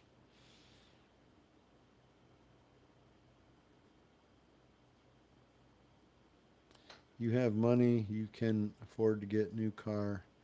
If you'd be smart and get a Chevy, you would have problems. BMW are money pits anyway. Well, it might be a money pit, but it's fun and the money doesn't bother me. So I guess it's the old adage, you get what you can afford to get. If you can't afford to get it, then you shouldn't get it. I always say that when I see those big Class A motorhomes going down the road, and somebody will comment, "Yeah, but they only get 4 miles to the gallon, and they're not worth having because they're terrible on gas mileage and they're expensive to fix." And everybody wants to bitch and moan about those big, massive RVs, but my take on that is I'm pretty sure the people that own those and are driving them, the gas mileage is really not a big issue to them. I don't think they really give a crap how much gas it costs to put in there. I think they probably can afford to put the gas in them. If they couldn't, they probably wouldn't own them to start with. And I'm kind of that way with my cars. Yeah, they might be expensive and it might cost a lot to get them fixed, but my take is if you have one, you probably can afford to fix it. So because I'm pretty frugal with money, and I knew when I bought the thing that it would be expensive to play with, and it's just a toy.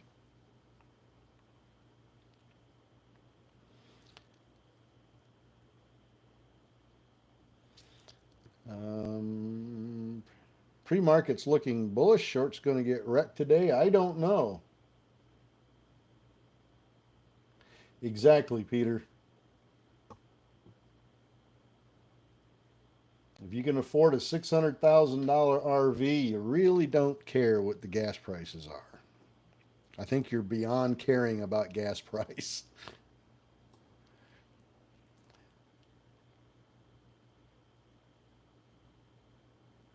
No, Jeff ain't got no Lambo.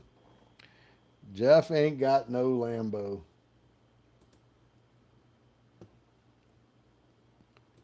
I could go stand next to a Lambo and make a bunch of TikTok videos standing next to a Lambo to impress everybody, I guess.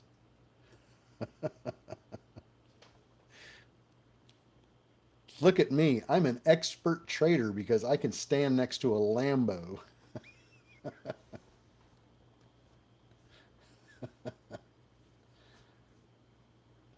Doodle, I bought a Challenger SRT and I didn't buy it for the gas mileage.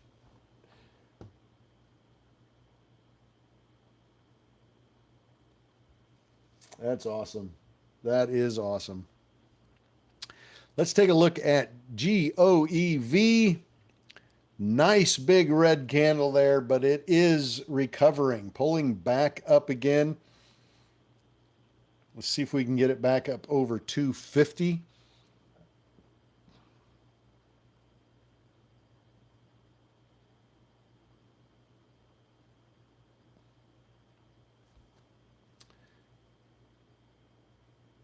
Don't buy any Coach bags. Yeah, I'm definitely not the Lambo type. I'm an old pickup truck kind of guy, and I'm talking square body, old school, square body. Those babies are beautiful. Anybody else agree? Dying to get started on trading. Any advice? I would start small, my friend. There's an old adage in stock trading, learn before you earn. And that's very, very true. Do as much studying as you can on the market, how to trade.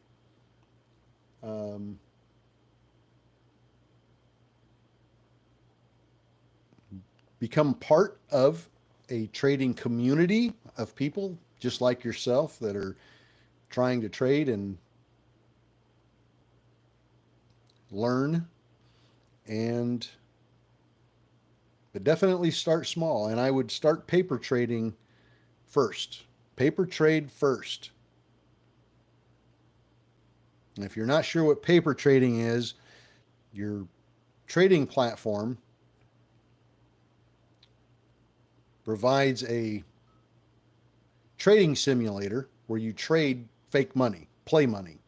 And it allows you to take trades and buy and sell and do everything you would normally, but with just in a simulator so that you can practice. I would highly recommend doing that first. I have a 56 and 57 Chevy truck. Is FSR going to pop on that news? It looked like it was going to for sure, and it looks like it's recovering very, very nicely from that dip. We're talking about FSR. It recovered very nicely from that dip down to 15.5 cents. It's now up to 17.918, so it looks like it's going to go. So take a look at that one. FSR.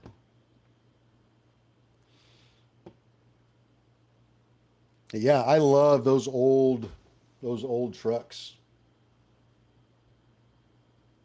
Those old square body. Those are nice. Especially when they're clean and fixed up, no rust on them. They're mint condition. They look absolutely, I just love the old school pickup trucks. Those are really cool. FSR now up to 18.6, 18.7.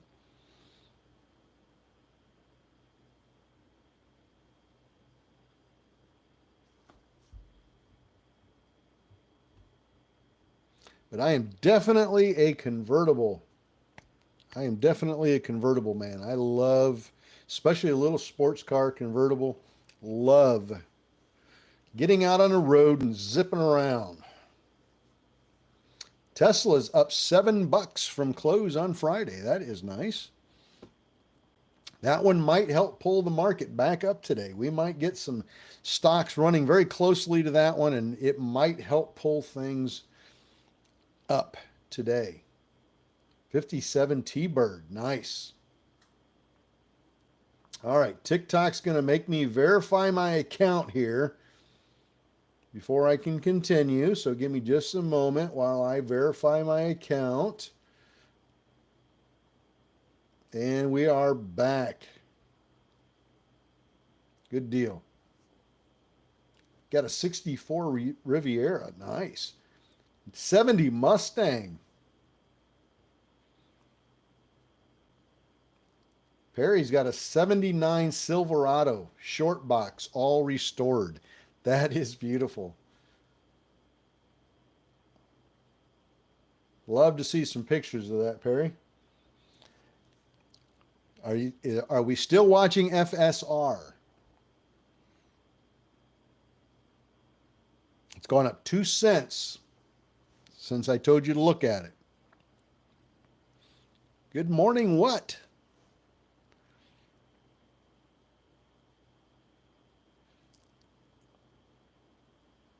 We're at 19.5, 19.6 now. 1970 Z28 split bumper.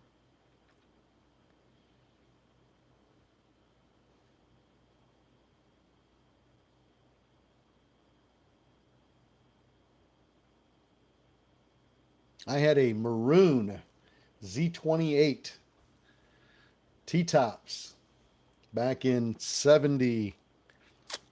This would have been 79, 78 or 79. I'm trying to remember. That thing was sweet. It was so nice. Holy cow. I wish I still had that car. Finviz is saying a 25% short float on FSR. 77 Chevy El Camino. Oh, those are nice too.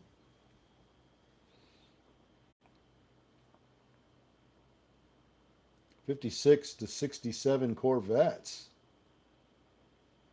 Beautiful. Love the older cars.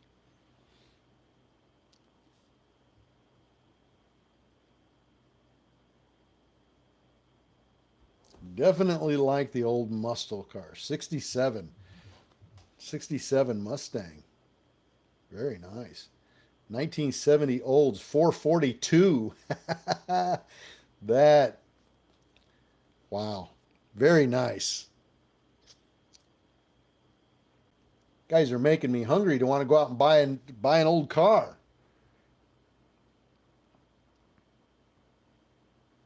Short float. That's the percentage of shares that are out there that are being shorted on the stock.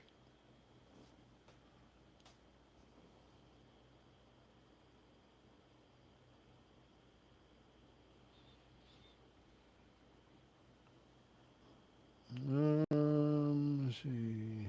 FSR pulling back. Your minus of the stocks paying dividend in April. Well, off the top of my head, I don't know all the stocks that are paying a dividend in April, but let's take a look at those two you mentioned there. SIGA.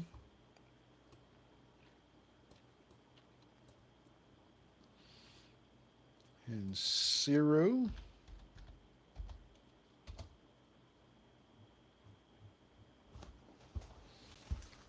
Let me look at my notes here.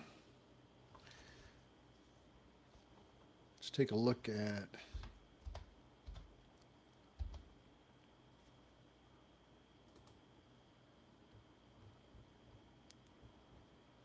anybody still hanging on to CLRO with me?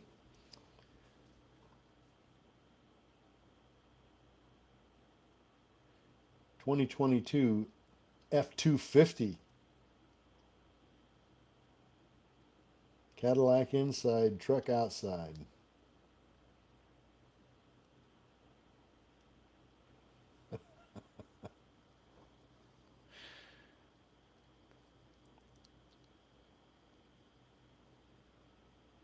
Good morning.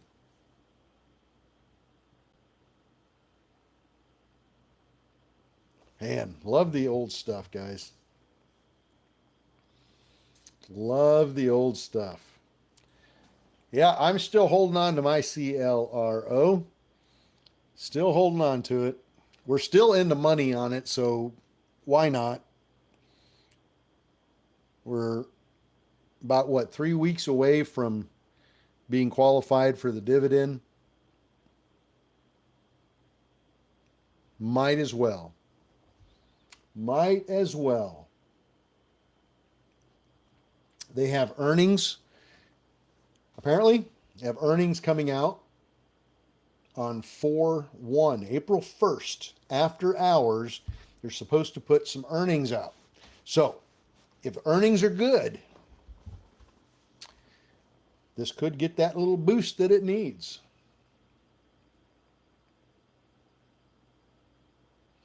Norm, public float or free float? Public float or the free float? Basically the same thing.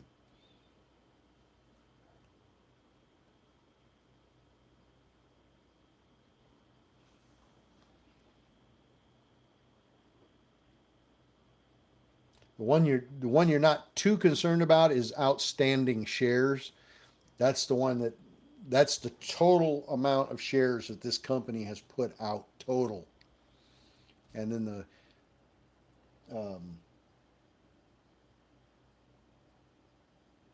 public float, once you have the total amount of shares that are out there, then you take away the shares that are owned by insiders, like the company president, vice president, yada, yada, yada.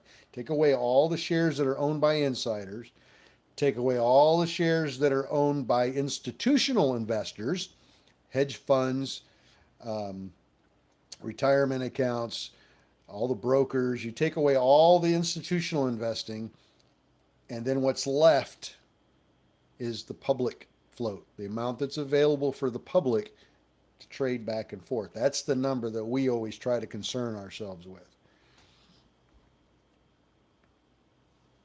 STI is running. Not sure why. Um, 79 short bed Chevy. I learned to drive.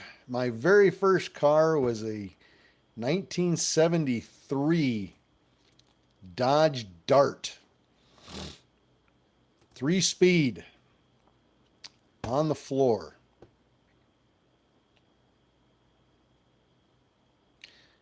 DERM, D-E-R-M, FDA clearance, FDA acceptance of a new drug application. FSR, another press release, gets new financing, but also said it didn't make its interest payment. So they got new financing, but they didn't make their interest payment like they were supposed to.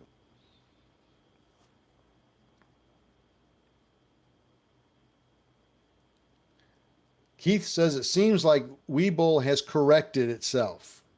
Is everybody else in agreement with that it's corrected itself, or is anybody else still having problems? Jay says a 71 VW Beetle. That's what you learned to drive on? That was your first car? That is cool. We used to have an old Bug when I was little.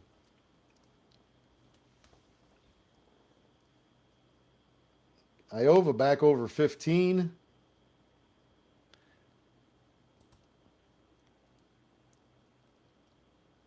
Yeah, we had like a 60, I want to say it was like a 67, 68 VW Bug, a white one with the engine in the back and the whole works, man. It was just classic VW Bug, the old school.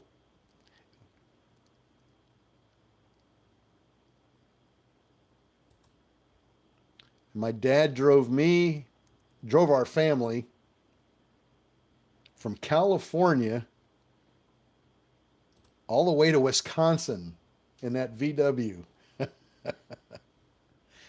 CTXR announces FDA acceptance and of a resubmission on one of their products.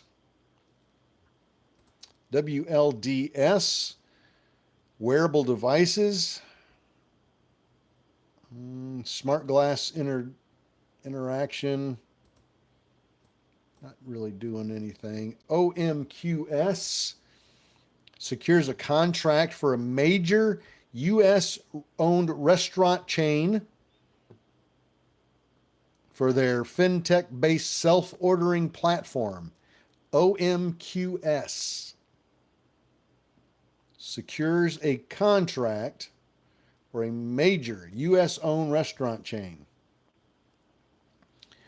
What else do we got? RGLS, price target, stem cell disruptor, Nothing there. New board of directors person. New drug application accepted by the FDA for the treatment of rosacea. And this is on FBIO. FBIO.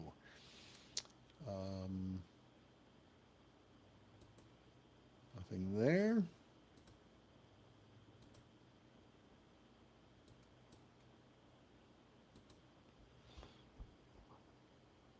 Need to be in an actual subscription to get questions answered? No, not at all. Not at all. If I missed your question, I do apologize. I've got 4 different platforms running right now, and I'm trying to answer questions on all 4 of them. So I do miss, and I'm watching charts and reading news. So I do miss questions from time to time, but no, you definitely don't need to be a subscriber to get a question answered.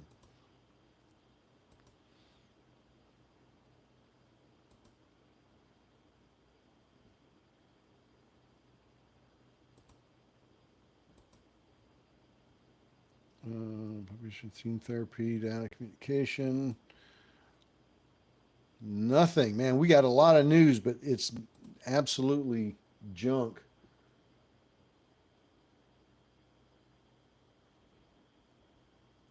WLDS is moving on the news.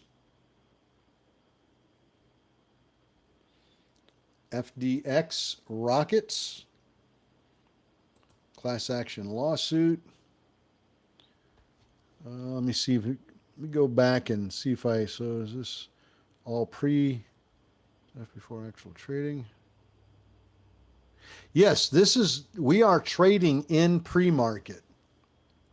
To answer your question, the stock market opens at 4 a.m. Eastern time for pre-market trading. They do allow trading in pre-market.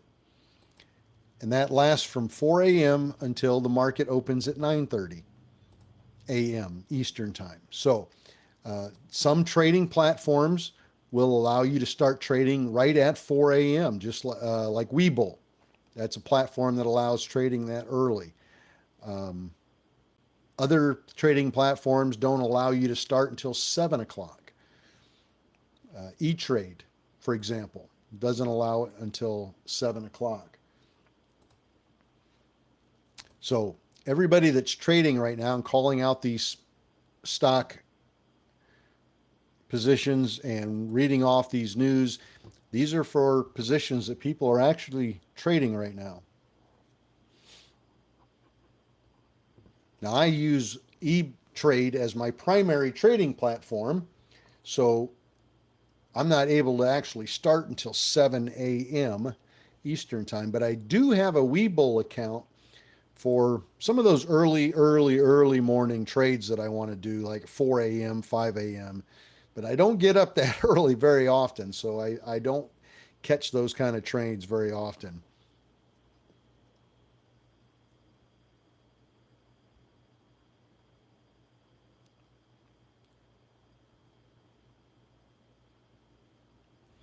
So let's go back to volume and see what's running. Verb. Let's see what Verb's doing. Verb's got the most volume. It looks like it's trying very desperately to push back up. TPHS going sideways. FSR coming down. Let's see. Joan filed for bankruptcy. GOEV still on a nice steady uptrend. Now, it's had a few pullbacks here and there, but if you look at the overall trend since 7 o'clock this morning, GOEV has been steadily climbing. The lows are getting higher and higher, so it is panning out pretty well there. Wilds, WLDS, wearable devices, climbing on that news that I read you. This was the one Um,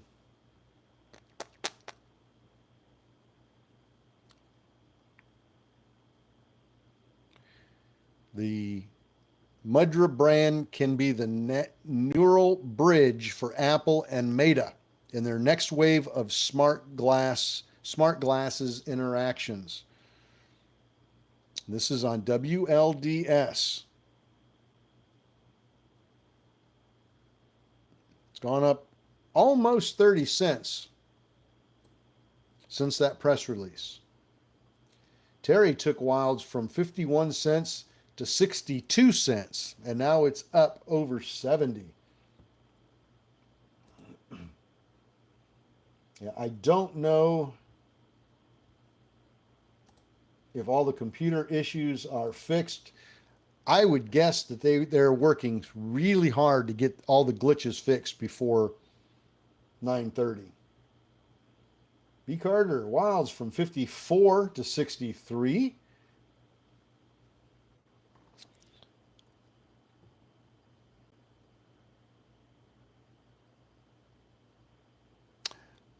Is Robinhood not good to trade in? If you want my personal opinion, I would stay away from Robinhood, but that's just my personal opinion. They've had a lot of problems in the past.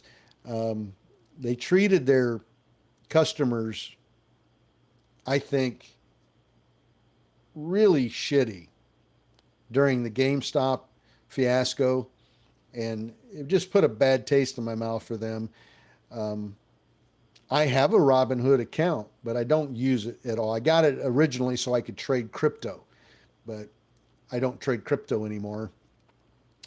But if I was a new trader starting out, the advice I would give myself is to go to Webull, Webull, Webull. I would start there as a new trader. If I had to give my old self some advice, that would be the app that I would put on my phone for trading. So that's just my personal opinion. I would stay away from Robinhood and go with Webull. Trading platforms are very subjective. Everybody's got their own opinions. Um, you know, you can ask 10 people about E-Trade and you'll get 10 different answers, 10 different opinions about whether it's good or bad. Same way with Webull, same way with Schwab or any Toss, any of them. Everybody's got things about each one they like. People got things about each one they hate. So it really is up to individual personal opinion on those platforms. Me, myself, I like an app. I like an app that's user friendly, something that I can buy quickly, sell quickly on my cell phone or on a desktop, and they have good customer service. That is a huge one. Good customer service. That's big for me. I like to be able to call and talk to an actual person and have them pull my account up while they're on the phone with me and tell me what they see, what the problem is, why things are the way they are. And they're very experienced at what they're doing. So that's why I went with E-Trade, because they had good customer service. And I found the platform to be pretty good for buying and selling. In hindsight now, looking back, when I very first started, Webull would have been who I would have suggested to myself if I could have done that. If I could go back in time, I'd say, take a look at Webull and start there.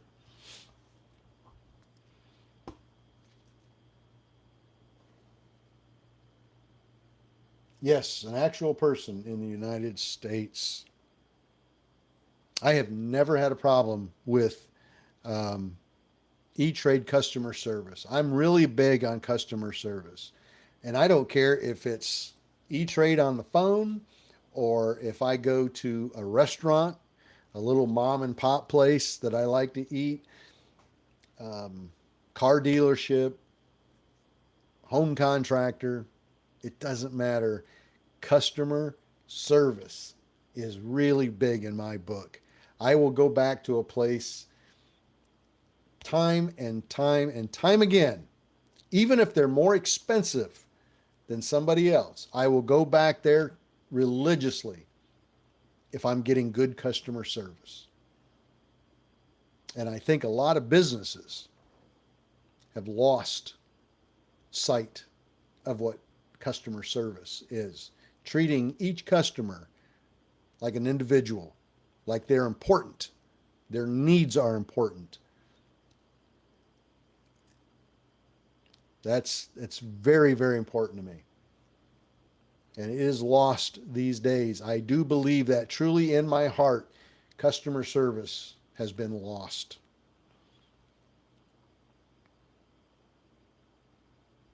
I think, and it's such a simple concept.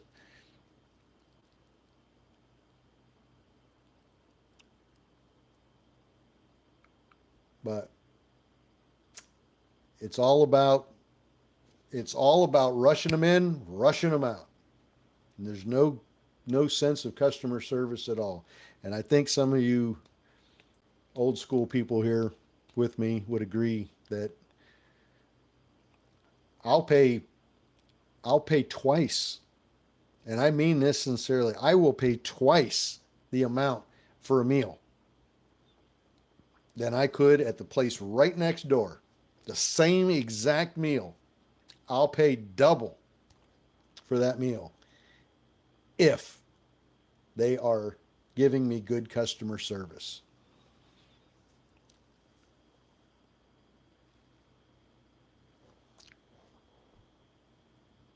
And that goes for not just restaurants, that goes for any company that I deal with. It doesn't matter if it's the phone company, if it's the cell phone company, the local contractor, the utility company. Doesn't matter. No matter what the business is.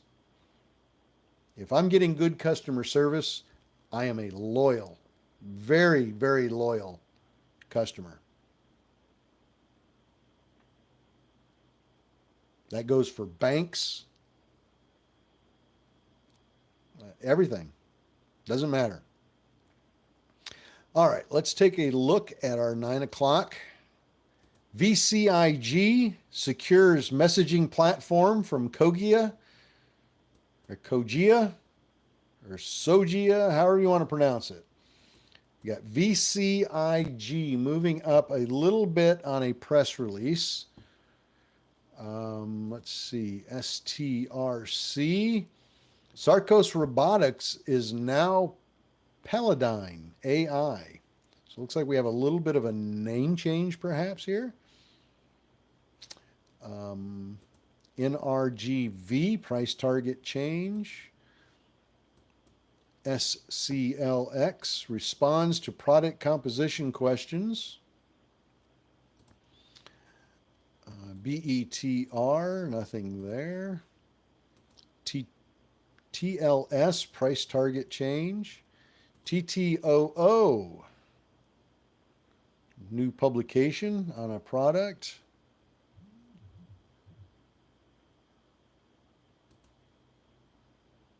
FinTech Breakthrough Awards. That doesn't help us. Let's take a look at Verb again real quick. Verb not doing anything. FAT, F-A-T, Smoky Bones turns up basketball season with all-you-can-eat wings. That's on F-A-T.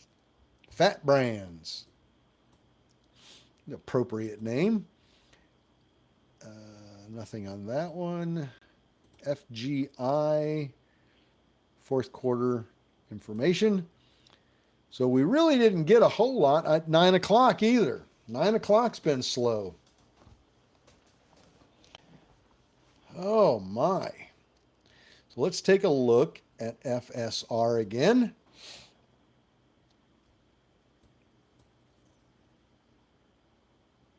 FSR seems to be stuck around 18 cents. Let's sort this by volume and see what we got going here. Verb.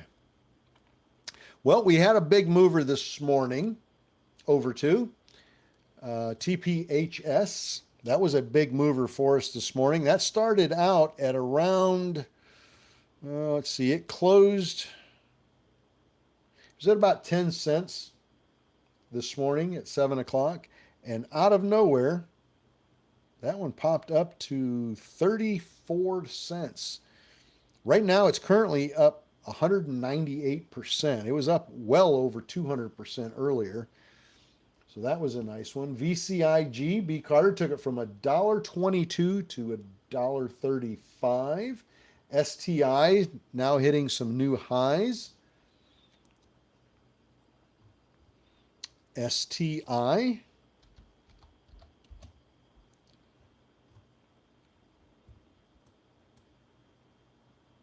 STI now up to 344. 345, 346, 347, 348.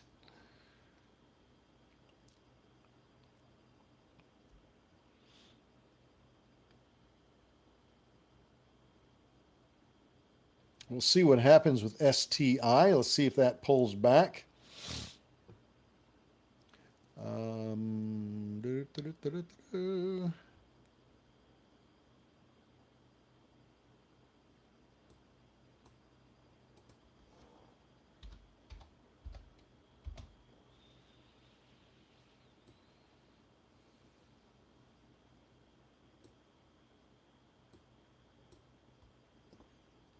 STI now up 99%, 100%, 349. Is it going to break 350? And there's 350 on STI.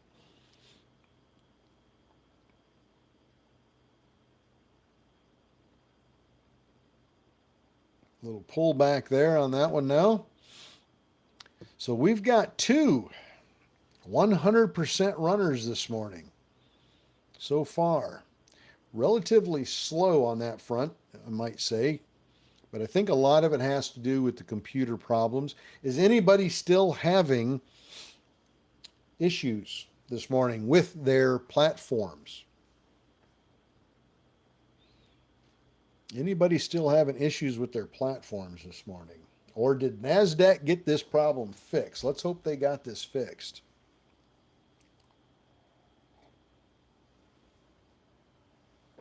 I think I'm going to need some more coffee. Rick is saying Webull, his chart is stuck on STI at 326.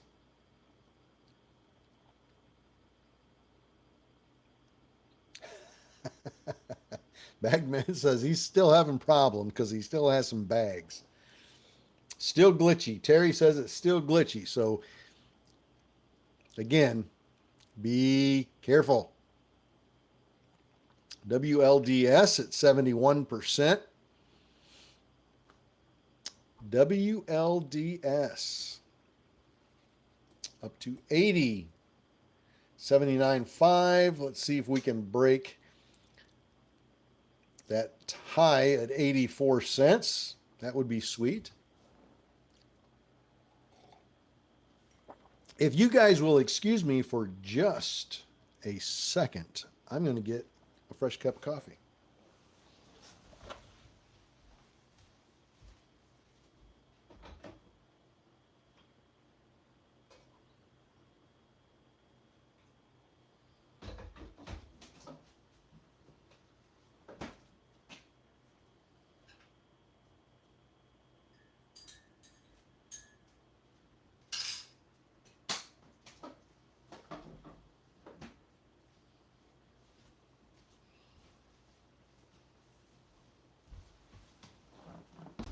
All right. Thank you for indulging me. Oh, thank you for indulging me. Thank you. All right. Wilds, 79.9. There's 80 cents on Wilds. 81, 81, 2, 82. Can we break that little high there of 84? Come on, let's break that high of 84. Michael is saying Webull is still wonky.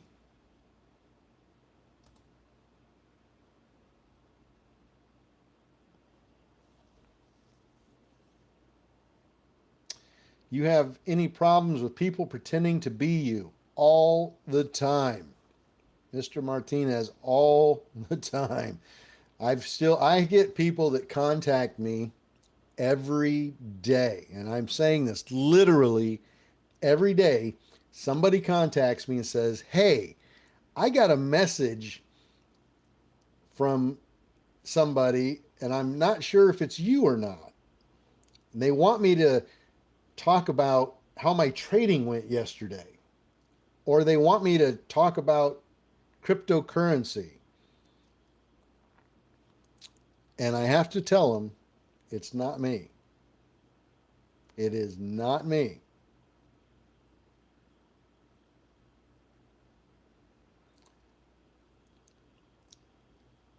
So here's a real quick disclaimer. If somebody contacts you,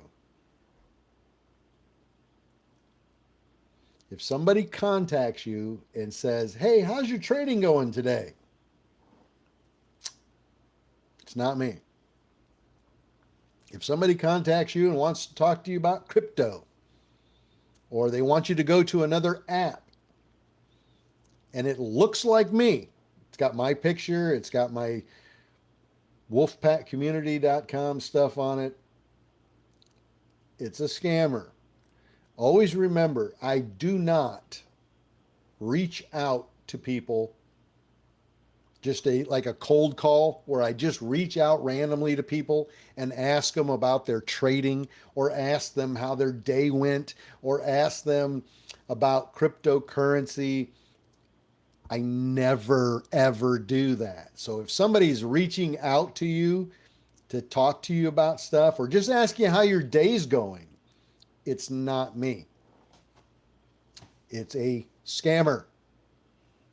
Report it, block them, and be done with them.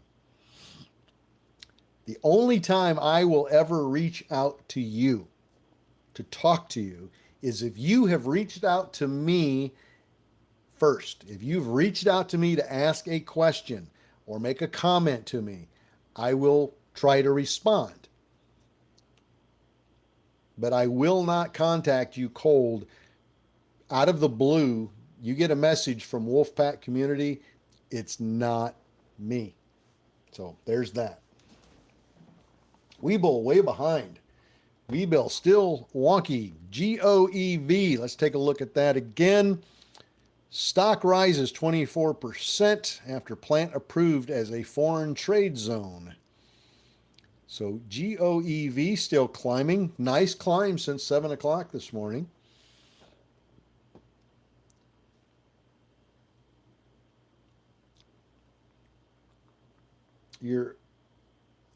Wow, I'm in a bad place now. What do you mean you're in a bad place?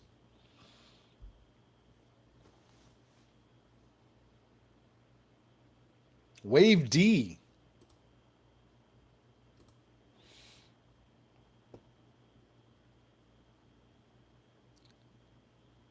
Wave D and Firefly Neuroscience received stockholder approvals to consummate a merger. So they've got the agreement, they got the okay from stockholders to participate in a merger. And that is on WAVD. WAVD.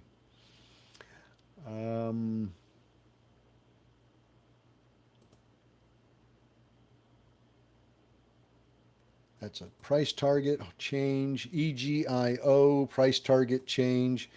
SCLX.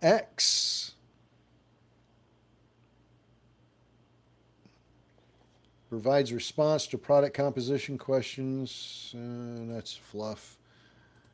FTHM, price target change. And CYTH. fiscal 2023 financial results. So, nothing there. We have gotten, let's see what we're at here for the total. 135 press releases so far this morning.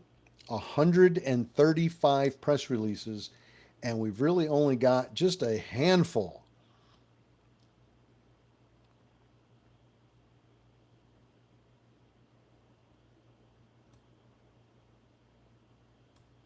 only just a handful of relatively decent news on any of those press releases.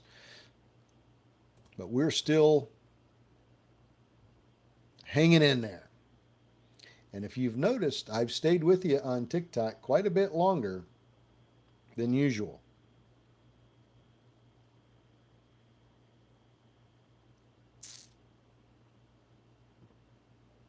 Verb. TPHS, nothing. FSR coming down. Get 2,500 back. Did you lose $2,500 to a scammer? I hope not. WLDS. Stuck at 80. Joan filed bankruptcy. That one, surprised that's still as high as it is. GOEV coming down. TSVT been trending down all pre-market. GRTX not doing anything. Nothing really moving too fantastically here. TPHS going sideways.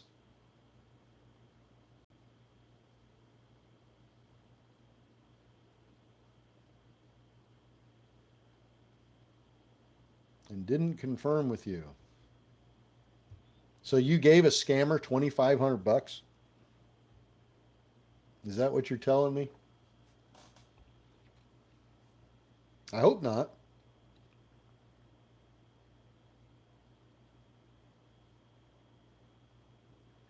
WLDS reloading.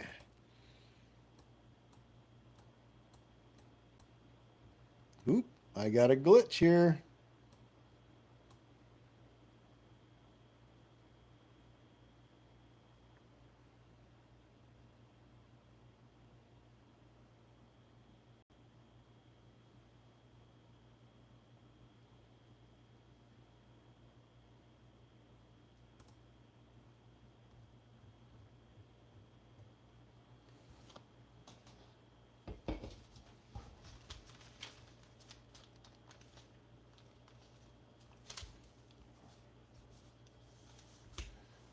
Chris, still holding FRGT. Yes, I still got that.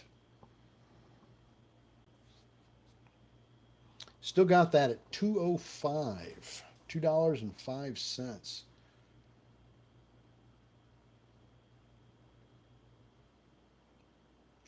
Little by little, this place called Spark Wave Trade.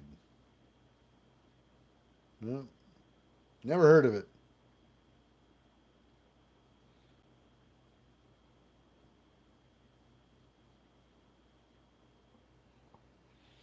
All right, let's go back to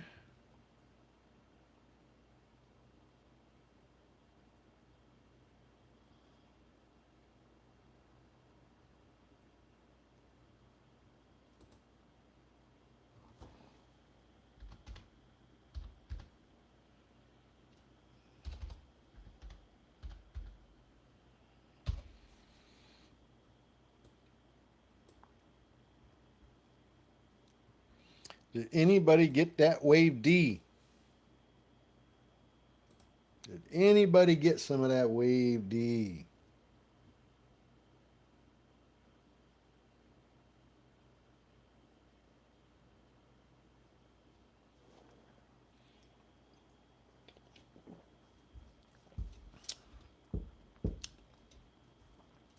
I'm not sure what's going on there with Mr. Martinez, but if you lost some money to a scammer, I do feel for you. It happens to people all the time.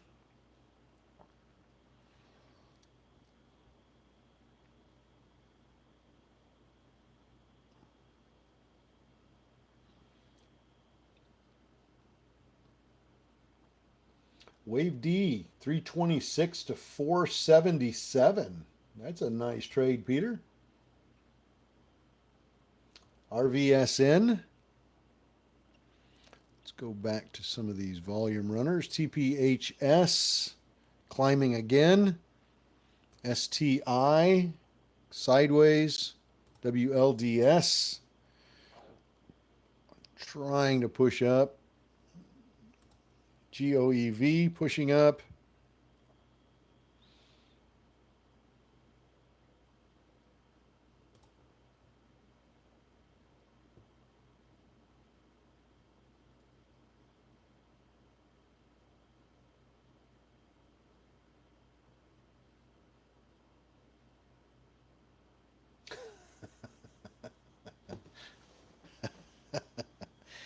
Yeah, stay away from the STIs.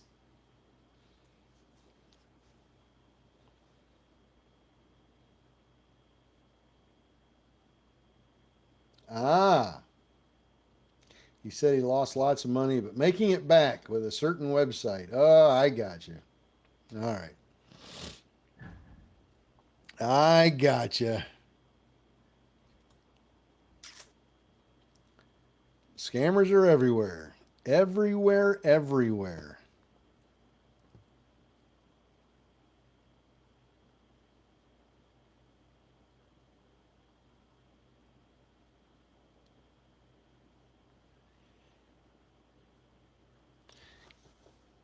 Good morning from Dubai. We got somebody from Dubai with us on YouTube. Good deal. Yeah, I usually catch that kind of stuff.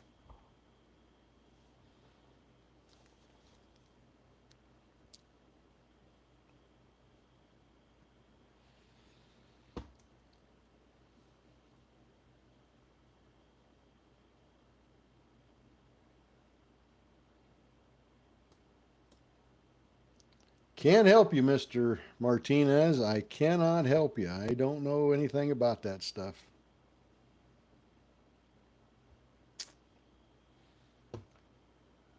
Oh, let's see. 9:20. We got about 10 minutes here before the market opens. Verb. Not doing anything. TPHS. Sideways. STI going sideways. Wilds. Sideways. Joan still going sideways. GOEV going sideways. Not a lot running right prior to the bell here. TSVT coming down. That one's been a rather disappointing stock here since 7 o'clock this morning. It's been just gradually falling down.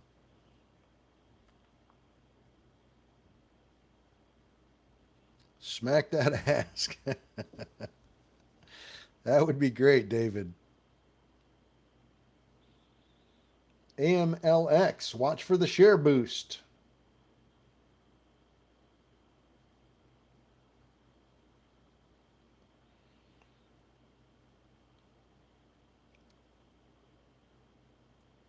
Somalia. Well, good morning to Somalia. Somebody from Somalia. What time is it?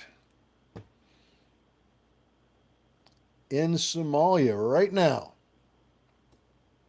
It is 9:22 a.m. Eastern Time. Where I'm at.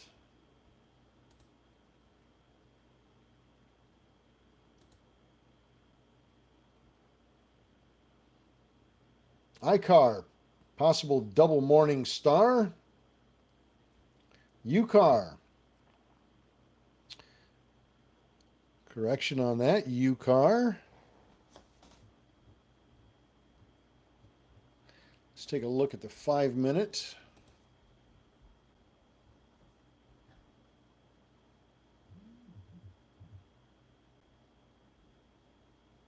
I seen somebody on the Discord either this morning or last night commenting about double tops. And I will find some charts that talk about double tops and triple tops and double bottoms, triple bottoms, and we'll go over that stuff on these charts one of these days this week when trading is slow, when the news cycle is very slow for us and we're not getting a lot of action here. We'll go over some of those double tops, double bottoms,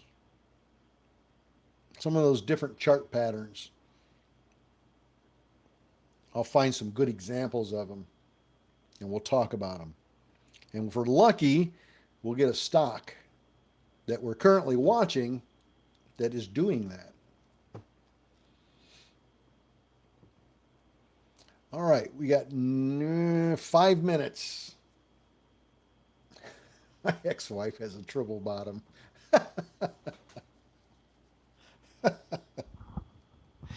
Oh, you guys are brutal. Just brutal.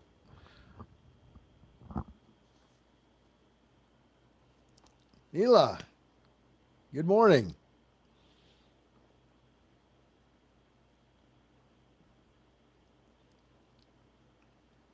Now remember, we're going to get a little sell-off before the market opens. That's normal. Nothing abnormal about that. Let's hope that all the computer problems and the glitches and all that good stuff are all fixed by 9:30. They've got about 5 minutes to get done with it. And I'm sure they've been working like crazy to get all that fixed.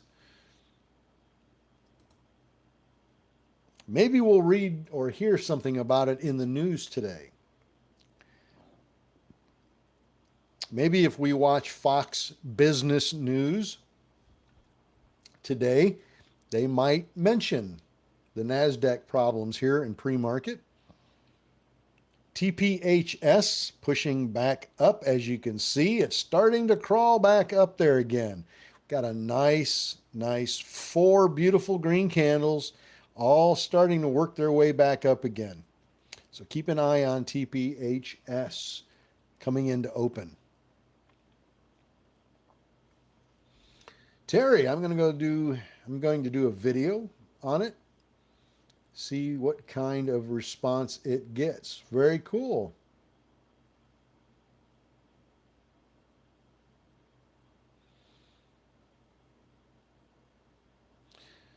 Verb, 41 million so far. 41.1 million shares traded on that bad boy already this morning. Let's see what the market does with it when it opens at 9:30.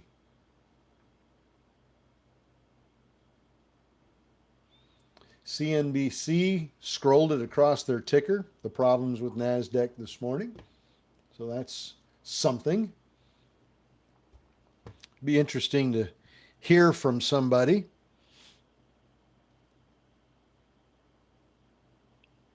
Exactly what the problem was, and we know it was with their matching software. Be interesting to see just what kind of an impact it had on the markets this morning. I know the markets have been very light in terms of volume this morning. I know there's a lot of people not trading this morning, myself included, because of the problems. Just don't trust them.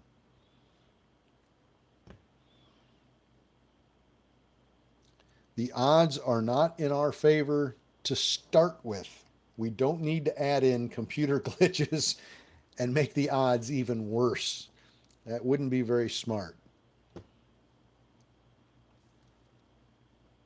But we're almost ready to start this trading day. Anybody that would love to join us every morning, every trading day at 6:45 a.m. Eastern Time, you're welcome. Pop over to wolfpackcommunity.com. Pop over to the website, subscribe to the live trading, and then you can join us every single morning at 6:45 a.m. RVSN might be pushing up a little bit. RVSN, we got a press release here, engages with U.S. distributor for its AI-driven railway system. This is on RVSN. Check it out. RVSN might be one that pops when the market opens. The news just came out, so it's coming out right when the market's getting ready to open, which means the momentum of that press release might push it up when the market opens.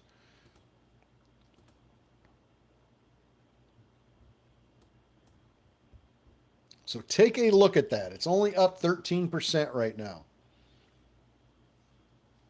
RVSN might pop when the market opens. So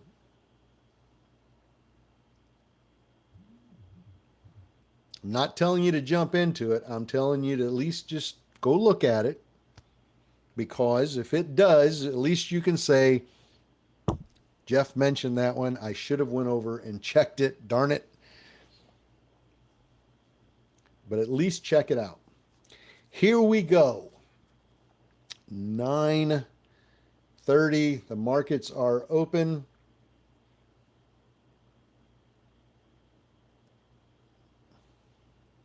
RVSN at 279. Let's see. We got CODX, Codex.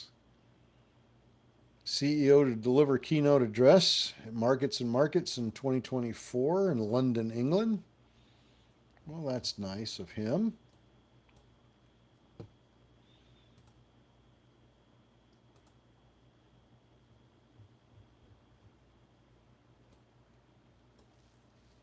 Markets are starting out a little bit slow here. Verb is up 1%. ZVSA is up 2%. PHGE, that one is up 2.5%. The markets are green. I don't know the difference between red and green. The markets are all green right now. The Dow Jones, NASDAQ, S&P, all in the green. They're all up so far. SPY is still up. SPY's up to 514 now.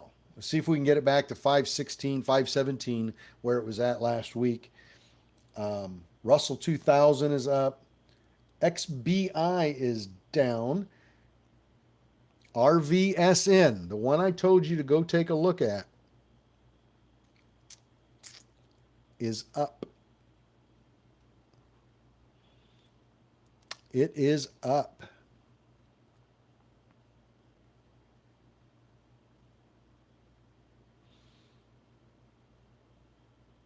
It's up to 288, 290. IMRX is up. IMRX is up. Let's take a look.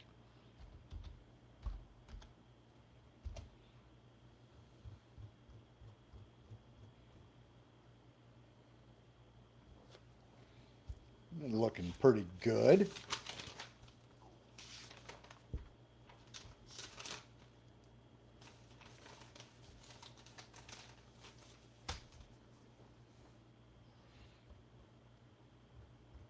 Like I said on IMRX, once that thing hits bottom and the shorts start covering,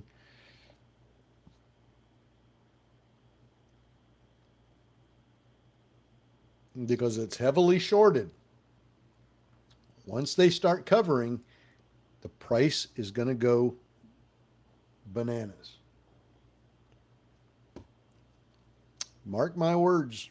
I'm telling you. I've been saying it since we started talking about this stock last week. Catch the bottom. If you're lucky enough to catch the bottom, you're going to make a killing on this stock.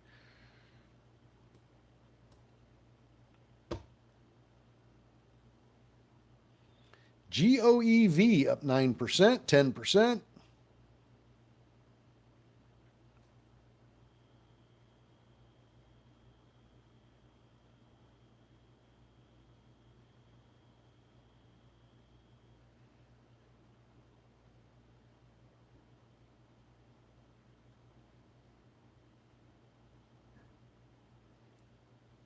All right. Well, it is just about time for me to get out of here. I've got a lot on my plate this morning. I've got to get my car into the dealership and have it diagnosed and see what the problem is.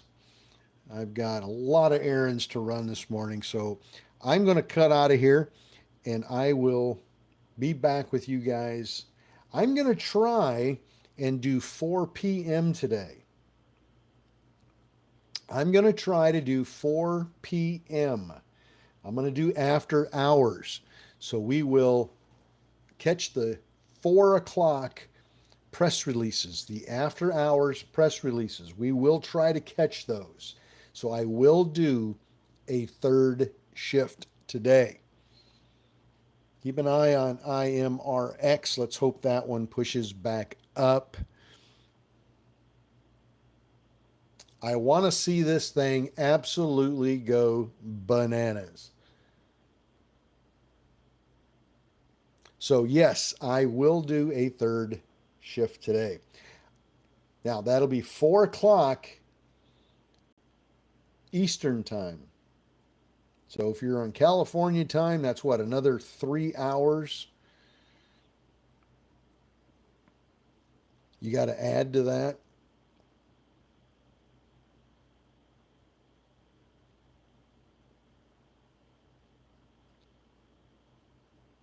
So that would be, 1 o'clock in the afternoon? 1 p.m. California time?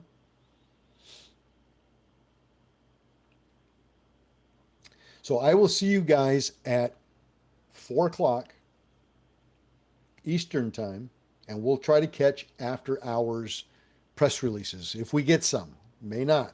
Who knows?